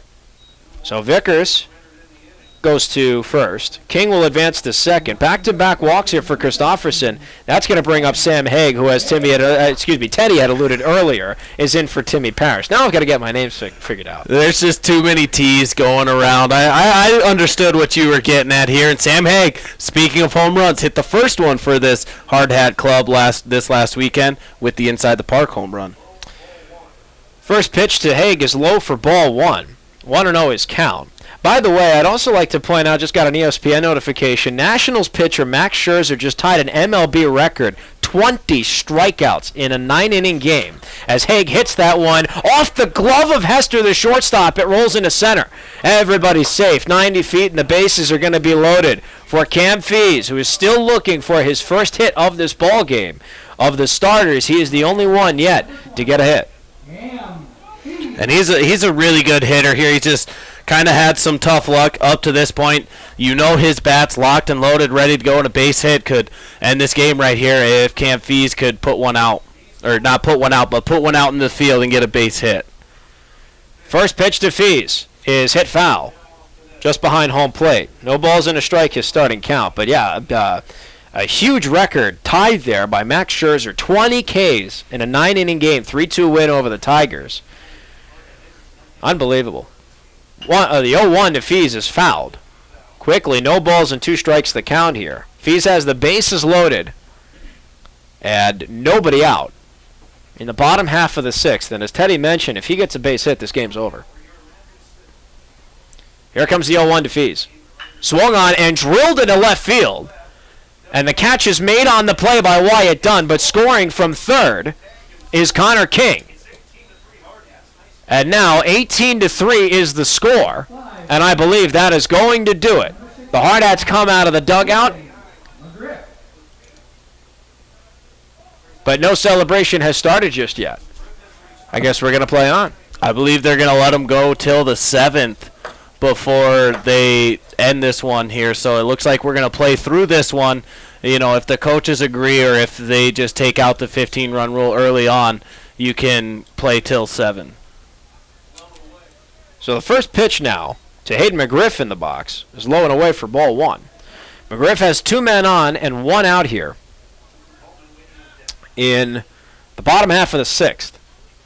McGriff batted twice in the bottom half of the 5th, led off the inning with a home run. McGriff tries to get the bunt down. It takes a bounce, goes foul. Warner tried to make a diving catch for out number 2, but didn't have any luck. So everything's even at a ball and a strike now for McGriff. McGriff came into this game batting .333. He will see that batting average skyrocket, going 2 for 3 up to this point, with a walk, 2 runs scored, and 2 RBIs. Oh, and of course that solo shot there to lead off the 5th inning. Just caps off what's been a heck of a day for him. You've got your work cut out for you for an MVP. Oh, yeah, I keep really looking through my book, and I have no idea who I'm going to pick yet, so it's going to be tough. I got to start bearing down. 1-1 inside, but they're calling. Strike 2. Ball and 2 strikes now the count. Almost pushed McGriff off the plate there. So 1-2's the count. Christofferson checks both runners. 1-2 to McGriff. Way inside. However, that time it's going to be ball 2. 2-2 the count. 2 men on. Just trying to think of another 2 there for you, Teddy. I just blanked. Yeah, it was tough. I mean, 2 runs scored this inning. We could say that. Oh, there you go. Yeah. 2 on, 2-2, 2 runs scored. There you go. It's just been a night of 2s. Here comes the 2-2. That's inside. Ball got away from Warner, and he's not going to get a throw off. Everybody advances 90 feet. So the count Vickers now to for Hayden McGriff. He's got a big payoff. Pitch. Both times he hit those doubles, he came around to score. He had a normal double and then a 2-run RBI double last time he was up. There's some more 2s for you. You know, 2 for 3, 2 doubles. The double itself, 2 RBIs, 2 runs scored. And it looks like the relief appearance of Jalen Christofferson has come to an end. We have some changes coming in the field, folks. We'll be right back after a brief recess to make sense of it all. We'll be right back here on the official radio home of Post 22 Hardhats Baseball here on ESPN Radio Rapid City and streamed live on the internet at post22live.com. we wanted to give you even more. So we gave the Civic, the best-selling car in its class, even more horsepower. More room than ever. Introducing the all-new Civic, the 2016 North American Car of the Year. Nothing compares to a Honda. Where will you find Black Hills State University graduates? Everywhere, locally, nationally, and internationally. Black Hills State University is where community leaders are inspired, where future teachers are prepared, where global connections lead to business connections, and where underground research is changing the way we understand the universe. Visit bhsu.edu and enroll now at Black Hills State University, where you can earn your degree affordably and with campuses in Spearfish and Rapid City. Stay in the beautiful Black Hills. Where does your future begin? At Black Hills State University, where anything is possible. Maintaining healthy eyes requires regular. It's been previously agreed upon. It gets really funky when there's 10-run and 15-run rules put in effect. So, Derek Hooker now on the mound for the for Gillette Post 42. And he is going up against Cooper Bowman. Back-to-back doubles. The last time he hit a double, it was a 2-run, bases clearing RBI double. First pitch from Hooker is low, ball 1. And the stat line here for Christofferson, he went a third of an inning, allowed 2 hits, 2 runs, 1 of those earned, walked 3 batters, struck out none, and hit none as well.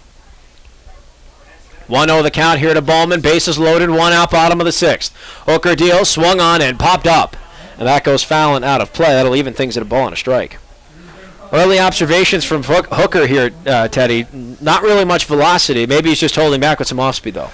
Yeah, well, we've now seen this is the 6th pitcher here for Gillette, and as a 6th option, he's not going to overpower you with a fastball. He probably has a fastball and a curveball, and that's about all in his arsenal, but they're using him because he throws strikes. They want to get out of this as quick as possible. 1-1 is swung on and hit to short. It's a 6 unassisted, 3 double play, and that's going to end the inning. 6U3 in the book. That ends the bottom half of the 6th. And depending on what happens at the conclusion of the top half of the 7th, maybe even the offensive entries here for the Hardhats. The Hardhats get 2 more runs on 2 more hits. No errors. And the bases left loaded. And at the end of 6 full innings, they have an 18-3 lead over Gillette Post 42. We'll be right back, folks, here on the official radio home of Post 22 Hardhats Baseball here on ESPN Radio, Rapid City, and stream live on the internet at post22live.com. Vision exams. Dr. Paula Sorensen at Envision Optical and Eye Care strives to provide quality vision solutions and exceptional customer service.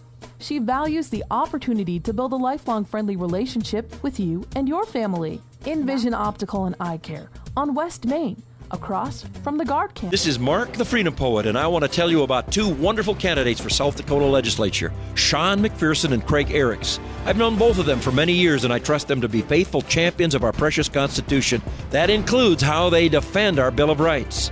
Faith, family, and freedom are very important to these men, and they cannot be bought or pressured to vote for anything that they think is harmful to individual freedom or our precious republic. Please vote June 7th in the Republican primary for Craig Eriks and Sean McPherson. Paid for by Eriks for SD House and McPherson for House.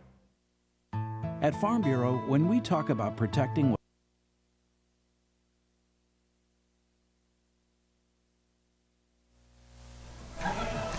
All set now for the top half of the 7th inning here at Floyd Fitzgerald Field. The Post 22 Hardhats playing in probably the most ideal home opener you could ask for.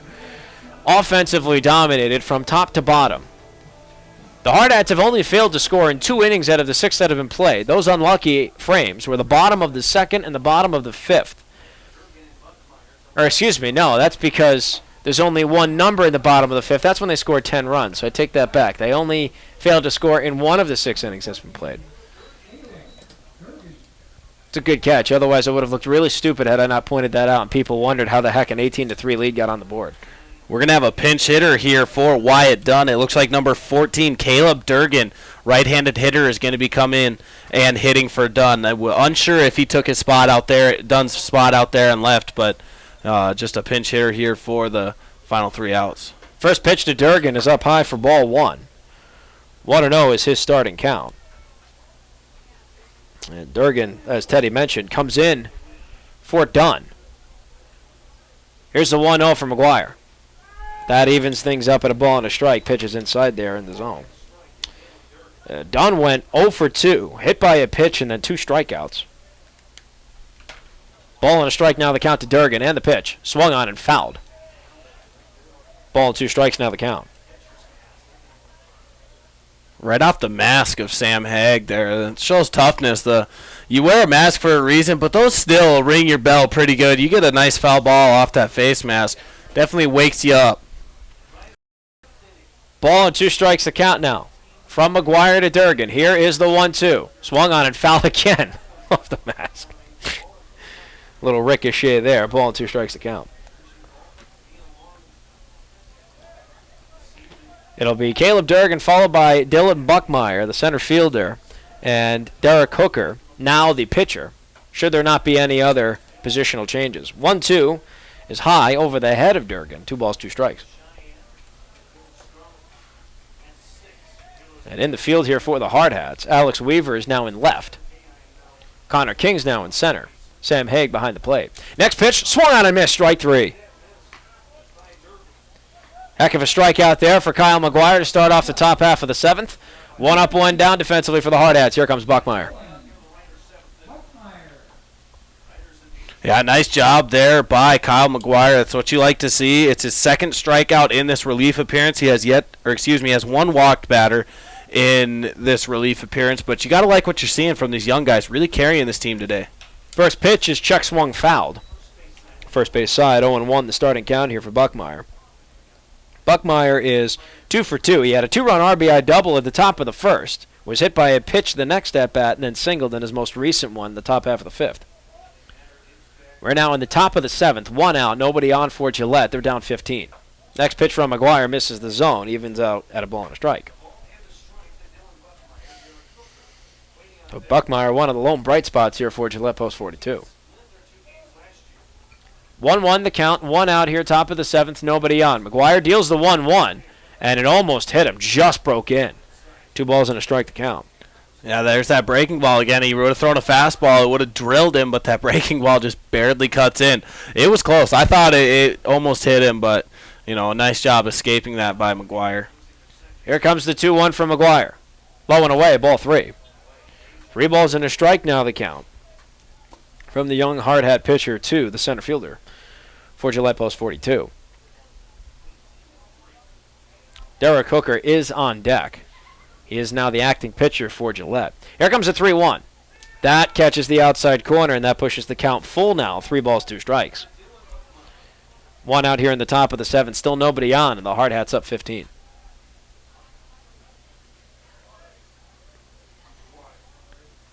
McGuire sets into his windup. Here comes the payoff. Swung on and hit in the air to right. Shallow right. Underneath its fees, and he makes the catch. 2 up, 2 down defensively for the Hardhats. Here comes Derek Hooker, the first baseman turned pitcher. Yeah, routine fly ball out there to Cam Fees, and Fees kind of struggled here at the plate today, but that's one thing that he will not struggle with. He's very, very good in the defensive part of the game. Out there and right, he has great speed, so great range, a good glove on him. Very reliable out there. Routine fly ball, you don't expect him to miss any of those, so a nice job just getting that out. First pitch from McGuire to Hooker. 2 pitchers now going head-to-head is low and inside ball 1. 1-0 now the count for Hooker. Hooker walked, flew out to right, and then grounded into a fielder's choice. Eventually came around to score. That is the last of the 3 runs Gillette has scored in this game. 1-0, swung on and hit to left. Weaver's underneath it, makes the dive, and he just misses it. The ball skips over his head. Weaver's able to recover it. He chucks it into short. Bowman able to make the catch on the relay. But there's Hooker into second. They're ruling that a hit. Yeah, that's real tough there. Weaver probably could have taken a better angle at the ball, and Coach Messer's going to sit with him and kind of tinker with that. The wind probably played a little factor. It's died down a whole lot now. It's almost non-existent, but could have carried a little bit. But there's still 2 outs. You just attack at the plate and try to get Colton Langdon here at the plate. So now 2 outs and a man in scoring position on second for Colton Langdon, the third baseman. He is 0 for 3. He's hit some pretty deep balls, though. 2 flyouts to Zach Solano at center field and then 1 to Camp Fees. And he looks at strike 1 from McGuire on the outside. I want to apologize, though, with Coulter Langdon. I didn't mean to mispronounce his name for any Gillette fans listening at home there. Next pitch is swung on, and it's chopped to short. Bowman gets a stop. Throw to first is in time. And that's going to do it. So 3 outs there in the top of the 7th. 6-3. And that does it. So we're going to take a quick commercial break here, folks. It looks like this game has officially concluded. Everybody's going to home plate for handshakes. 6.5 innings. Hardhats take an 18-3 win over Gillette Post 42. Heck of a ball game here, Teddy, from top to bottom. This is a home opener anybody could ask for. Yeah, this is solid defense. And blood, they went out and they just continued to keep the foot on the gas pedal and not look back. Well, folks, we're going to take a quick recess. We'll tabulate up some stats and some general thoughts. Teddy will have his MVP ready. That's going to be a tough task for him tonight. I'll have an interesting glaring statistic from off the scorebook this weekend. Right back, folks, at ESPN Radio, Post 22. What matters most? We're not just talking about things with walls and things with wheels. We're talking about people, your family. Everything that's important to you is important to us. That's why our agents are ready to help protect your future and give you peace of mind today. Visit us online or just stop by to see how Farm Bureau agents make insurance simple. Contact Jeff or Julie in Rapid City, South Dakota to see how they make insurance simple. Rapid City Medical Center honors tradition. Hi, I'm Jennifer Tricano, Chief Executive Officer. Owned by physicians, we love this community because it's our home. We coach Little League, are veterans of the armed forces, and send our kids to school with yours. 14 specialties in all, we've treated your family's healthcare needs since 1948. Like Post 22 baseball, we set higher expectations for ourselves because that's what our legacy demands. Call 342-3280 for an appointment. If you're a younger runner getting into running, you want a shoe that can do it all. You can train in, you can race in, it looks cool, has a lot of Under Armour attitude to it. That's the Bandit. We call ourselves Bandits. That's the Under Armour way, right? It's how we design product. It's how we live our life here at Under Armour.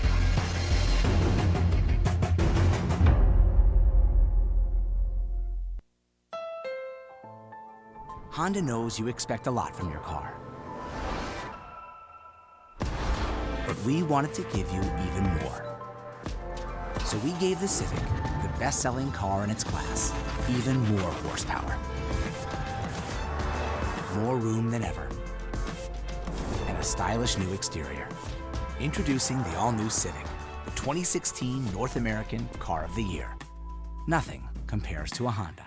Where will you find Black Hills State University graduates? Everywhere, locally, nationally, and internationally. Black Hills State University is where community leaders are inspired, where future teachers are prepared, where global connections lead to business connections, and where underground research is changing the way we understand the universe. Visit bhsu.edu and enroll now at Black Hills State University, where you can earn your degree affordably and with campuses in Spearfish and Rapid City. Stay in the beautiful Black Hills. Where does your future begin? At Black Hills State University, where anything is possible. Maintaining healthy eyes requires regular. Post 22 Hardhats Baseball here on ESPN Radio Rapid City is brought to you by SoundPro, the Physical Therapy Center, Courtesy Subaru, Pioneer Bank and Trust, Pawn With Us, Shields, Ponderosa Screen Printing and Embroidery, and Advanced Dental. What a heck of a home opener that was for the Post 22 Hardhats. 18-3 the final score. And just a dominating performance from top to bottom. 18 runs on 15 hits and not a single blemish defensively for this Hardhats club. We thank you so much for sticking with us the whole night tonight, folks. What an exciting night this was. The home opener, the commencement of defense of the home turf, if you will, of this Hardhats club, and they could not have done a better job at defending where they call home here at the Fitz. 18-3 the final score. after 6.5 innings of play. Mark Benetti, voice of the Post 22 Hardhats, alongside you in the broadcast booth, joined as always by Teddy Leipold. We are here to break down everything that has gone on for this Hardhats club in this game. So many things to talk about here, Teddy, but let's start off with how it started. First inning, Gillette gets 2 runs on Will Moore, who started today for the Hardhats. Not only did Will rebound from that, but so did the Hardhats bats. Immediately answered right back and never looked back. Yeah, once, like I said before we went to commercial, once they smelled blood and had their foot on the gas pedal, they never let up there. And you got to give testament to all 3 of these young pitchers, Will Moore, Holden Jackson, Kyle McGuire, all new faces to this pitching rotation, this pitching staff of the Hardhats this year. They came through and just pitched a very good game between those 3 gentlemen. So you got to absolutely like what you said. Wilmore, started off struggling, had some command issues, hit a couple batters, walked a couple batters, came back, really pitched well in his second inning.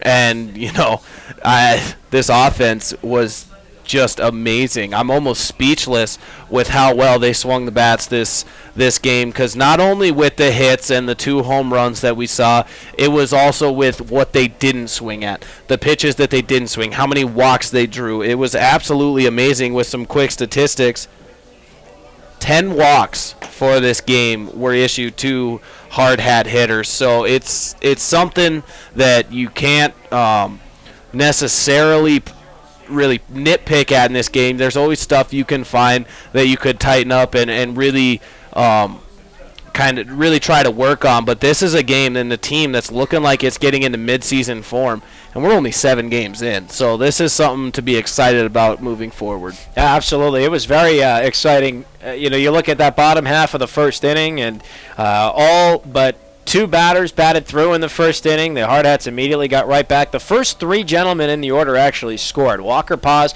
single, came around to score, and then it was Drake Messenger. He had an RBI, came around to score, and then Zach Solano was hit by a pitch. He came around to score. So you had 3 guys right there.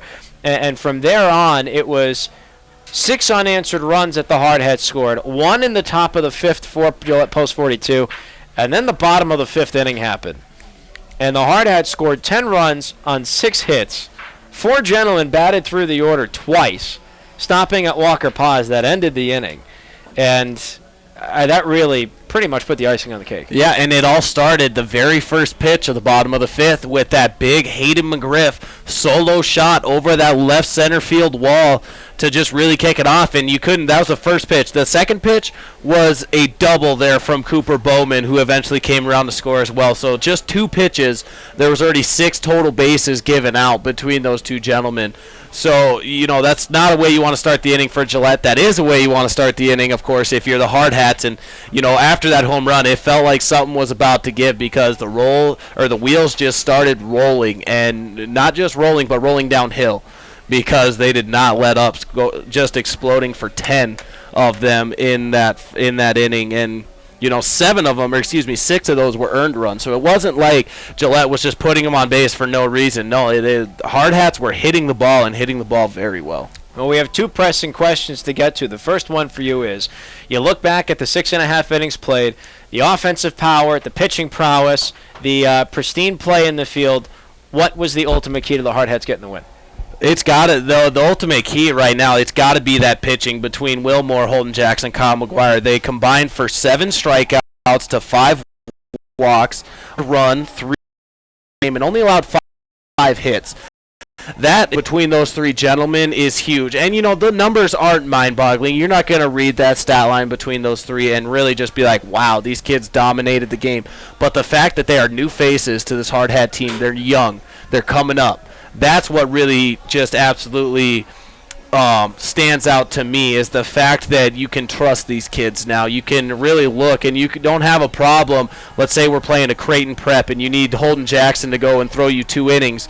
Coach Messer was not going to really be hesitant to do that, because he has trust in him because of games like this. And early on, that's what you need, especially for these young pitchers. The second pressing question out of this multitude of candidates: Who in the heck gets your MVP? Well, I wanted to give it to that pitching staff, but I'm glad I got an opportunity to talk about those three gentlemen. But the one that gets my MVP is the one that kicked off that fifth inning with that solo shot in Hayden McGriff. You know, I got to give Timmy Paris, before I go off on McGriff, an honorable mention shout out as he drove in 3 runs. But, you know, Hayden McGriff, his stat line went 2 for 3. He struck out looking in his first plate appearance. And what really stood out to me is the adjustments he made in the batter's box to come back, take that outside pitch, and drive it. He had a double off the wall, the right center wall, with that outside pitch. Then he had a home run. Then he had 2 walks.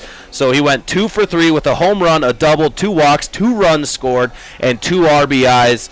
You know, this gentleman, he was in the DH spot, and there's a reason that he's there. You know, him and Vickers have to split time, whether Vickers or him is pitching, or McGriff is pitching. You know, they'll split time at first, but you got to think that he's going to be in this offensive lineup for the rest of the season, whether it be DH or in the field. You got to look for him as an option, and you know he gets that MVP at tonight's game because he was an absolute baller out there in the box. Well, you lauded the pitching staff, but ultimately gave the MVP to an offensive performance. I was going to laud the pitching staff as well for my stat of the day, but instead I will laud the offense. So I actually have, once again, 2 numbers to present to you. All but 2 of the 9 starters had an RBI in this game. 13 ribbies from the starters. Only 2 did not get a starter. And to expand upon that, all but 1 starter got a hit in this game. So 8 of the 9 absolutely hitting the ball well. And for the odd man out on that, it's not a negative performance because that gentleman may not have had a hit. He did have an RBI sac fly, so it still would have been something meaningful either way. So you can't hang your head about that. But, you know, you talk about the offense really getting things done. That bottom half of the 5th inning was essentially the spark plug to getting this win. And you look down at the numbers, all but 2 starters with a ribby totaling for 13 and all but 1 starter getting a hit. That's pretty special. Yeah, that is. And to kind of expand on that, you know, even with that, he also had a run scored with getting on base with a walk. So he still, you know, Campy still contributed by virtue of either hitting or scoring on 2 of those runs. So these starters just, it's absolutely amazing. And I'm glad we created that stat of the day because that was a good one. I was kind of wondering what you'd use for it, looking here at my book, trying to figure it out. But, you know, I didn't even tell that. So, yeah, it's, you know, it's hard to be critical of this game because it was a complete game all around. Yes, there's things you're going to work on, but this is definitely one of those games you're going to look back on time and time again and be like, this is how well you guys can play. Well, folks, this is how the defensive home field has started off. 18-3 the final score. We'll give you the final stat line across the board here for Gillette Post 42 Riders. It was 3 runs on 4 hits, 2 blemishes in the field, and 8 runners left on base. For the Post 22 Hardhats, it was 18 runs on 15 hits, not a single blemish defensively. Also 8 runners left on base for them. Hayden McGriff with that 1 pitch leadoff home run to start off the bottom half of the 5th gets the MVP. We've also presented the stat of the day. That means that until Saturday, our broadcast has concluded. And we thank you so much for sticking around with us here on ESPN Radio Rapid City, the official radio home of Post 22 Hardhats Baseball, and for joining us live on Post22Live.com with the help of Ben over here from the Sports Ticket. For all of us with ESPN Radio, a big thanks as always to Steve Jacobs, Chris Algo, and Ian Rambo for all their help in making sure that these broadcasts are on the air and ready to rock and roll. This is Mark Benetti, the voice of the Post 22 Hardhats, saying along with Teddy Leipold, former American Legion third baseman, so long, and we will see you Saturday as the Billings Royals come to Rapid City. At Farm Bureau, when we talk about protecting what matters most, we're not just talking about things with walls and things with wheels. We're talking about people, your family. Everything that's important to you is important to us. That's why our agents are ready to help protect your future and give you peace of mind today. Visit us online or just stop by to see how Farm Bureau agents make insurance simple. Contact Jeff or Julie in Rapid City, South Dakota to see how they make insurance simple. If you jump into a race and you haven't paid the entry fee, If you just hop in and you don't have a bib number and you just run with it illegally, it's called being a bandit. The Charge Bandit is the first stability offering in our Run Long segment. we have the armor vent and the 4-foot maximum breathability. We paired it with the Charge Ultimate Response adaptive cushioning. If you go to the medial side, you'll see a stability post here, and we've done stability kind of in our own way where we're more guiding the foot. This shoe provides a light stability platform for the runner. If you're a younger runner getting into running, you want a shoe that can do it all. You can train in, you can race in, it looks cool, has a lot of Under Armour attitude to it. That's the Bandit. We call ourselves bandits. That's the Under Armour way, right? It's how we design product. It's how we live our life here at Under Armour.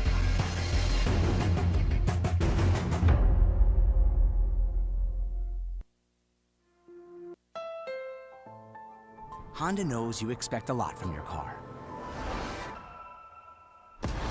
But we wanted to give you even more. So we gave the Civic, the best-selling car in its class, even more horsepower. More room than ever. And a stylish new exterior. Introducing the all-new Civic, the 2016 North American Car of the Year. Nothing compares to a Honda. At Farm He'll get you buzzing quicker than a shot of vodka with juice.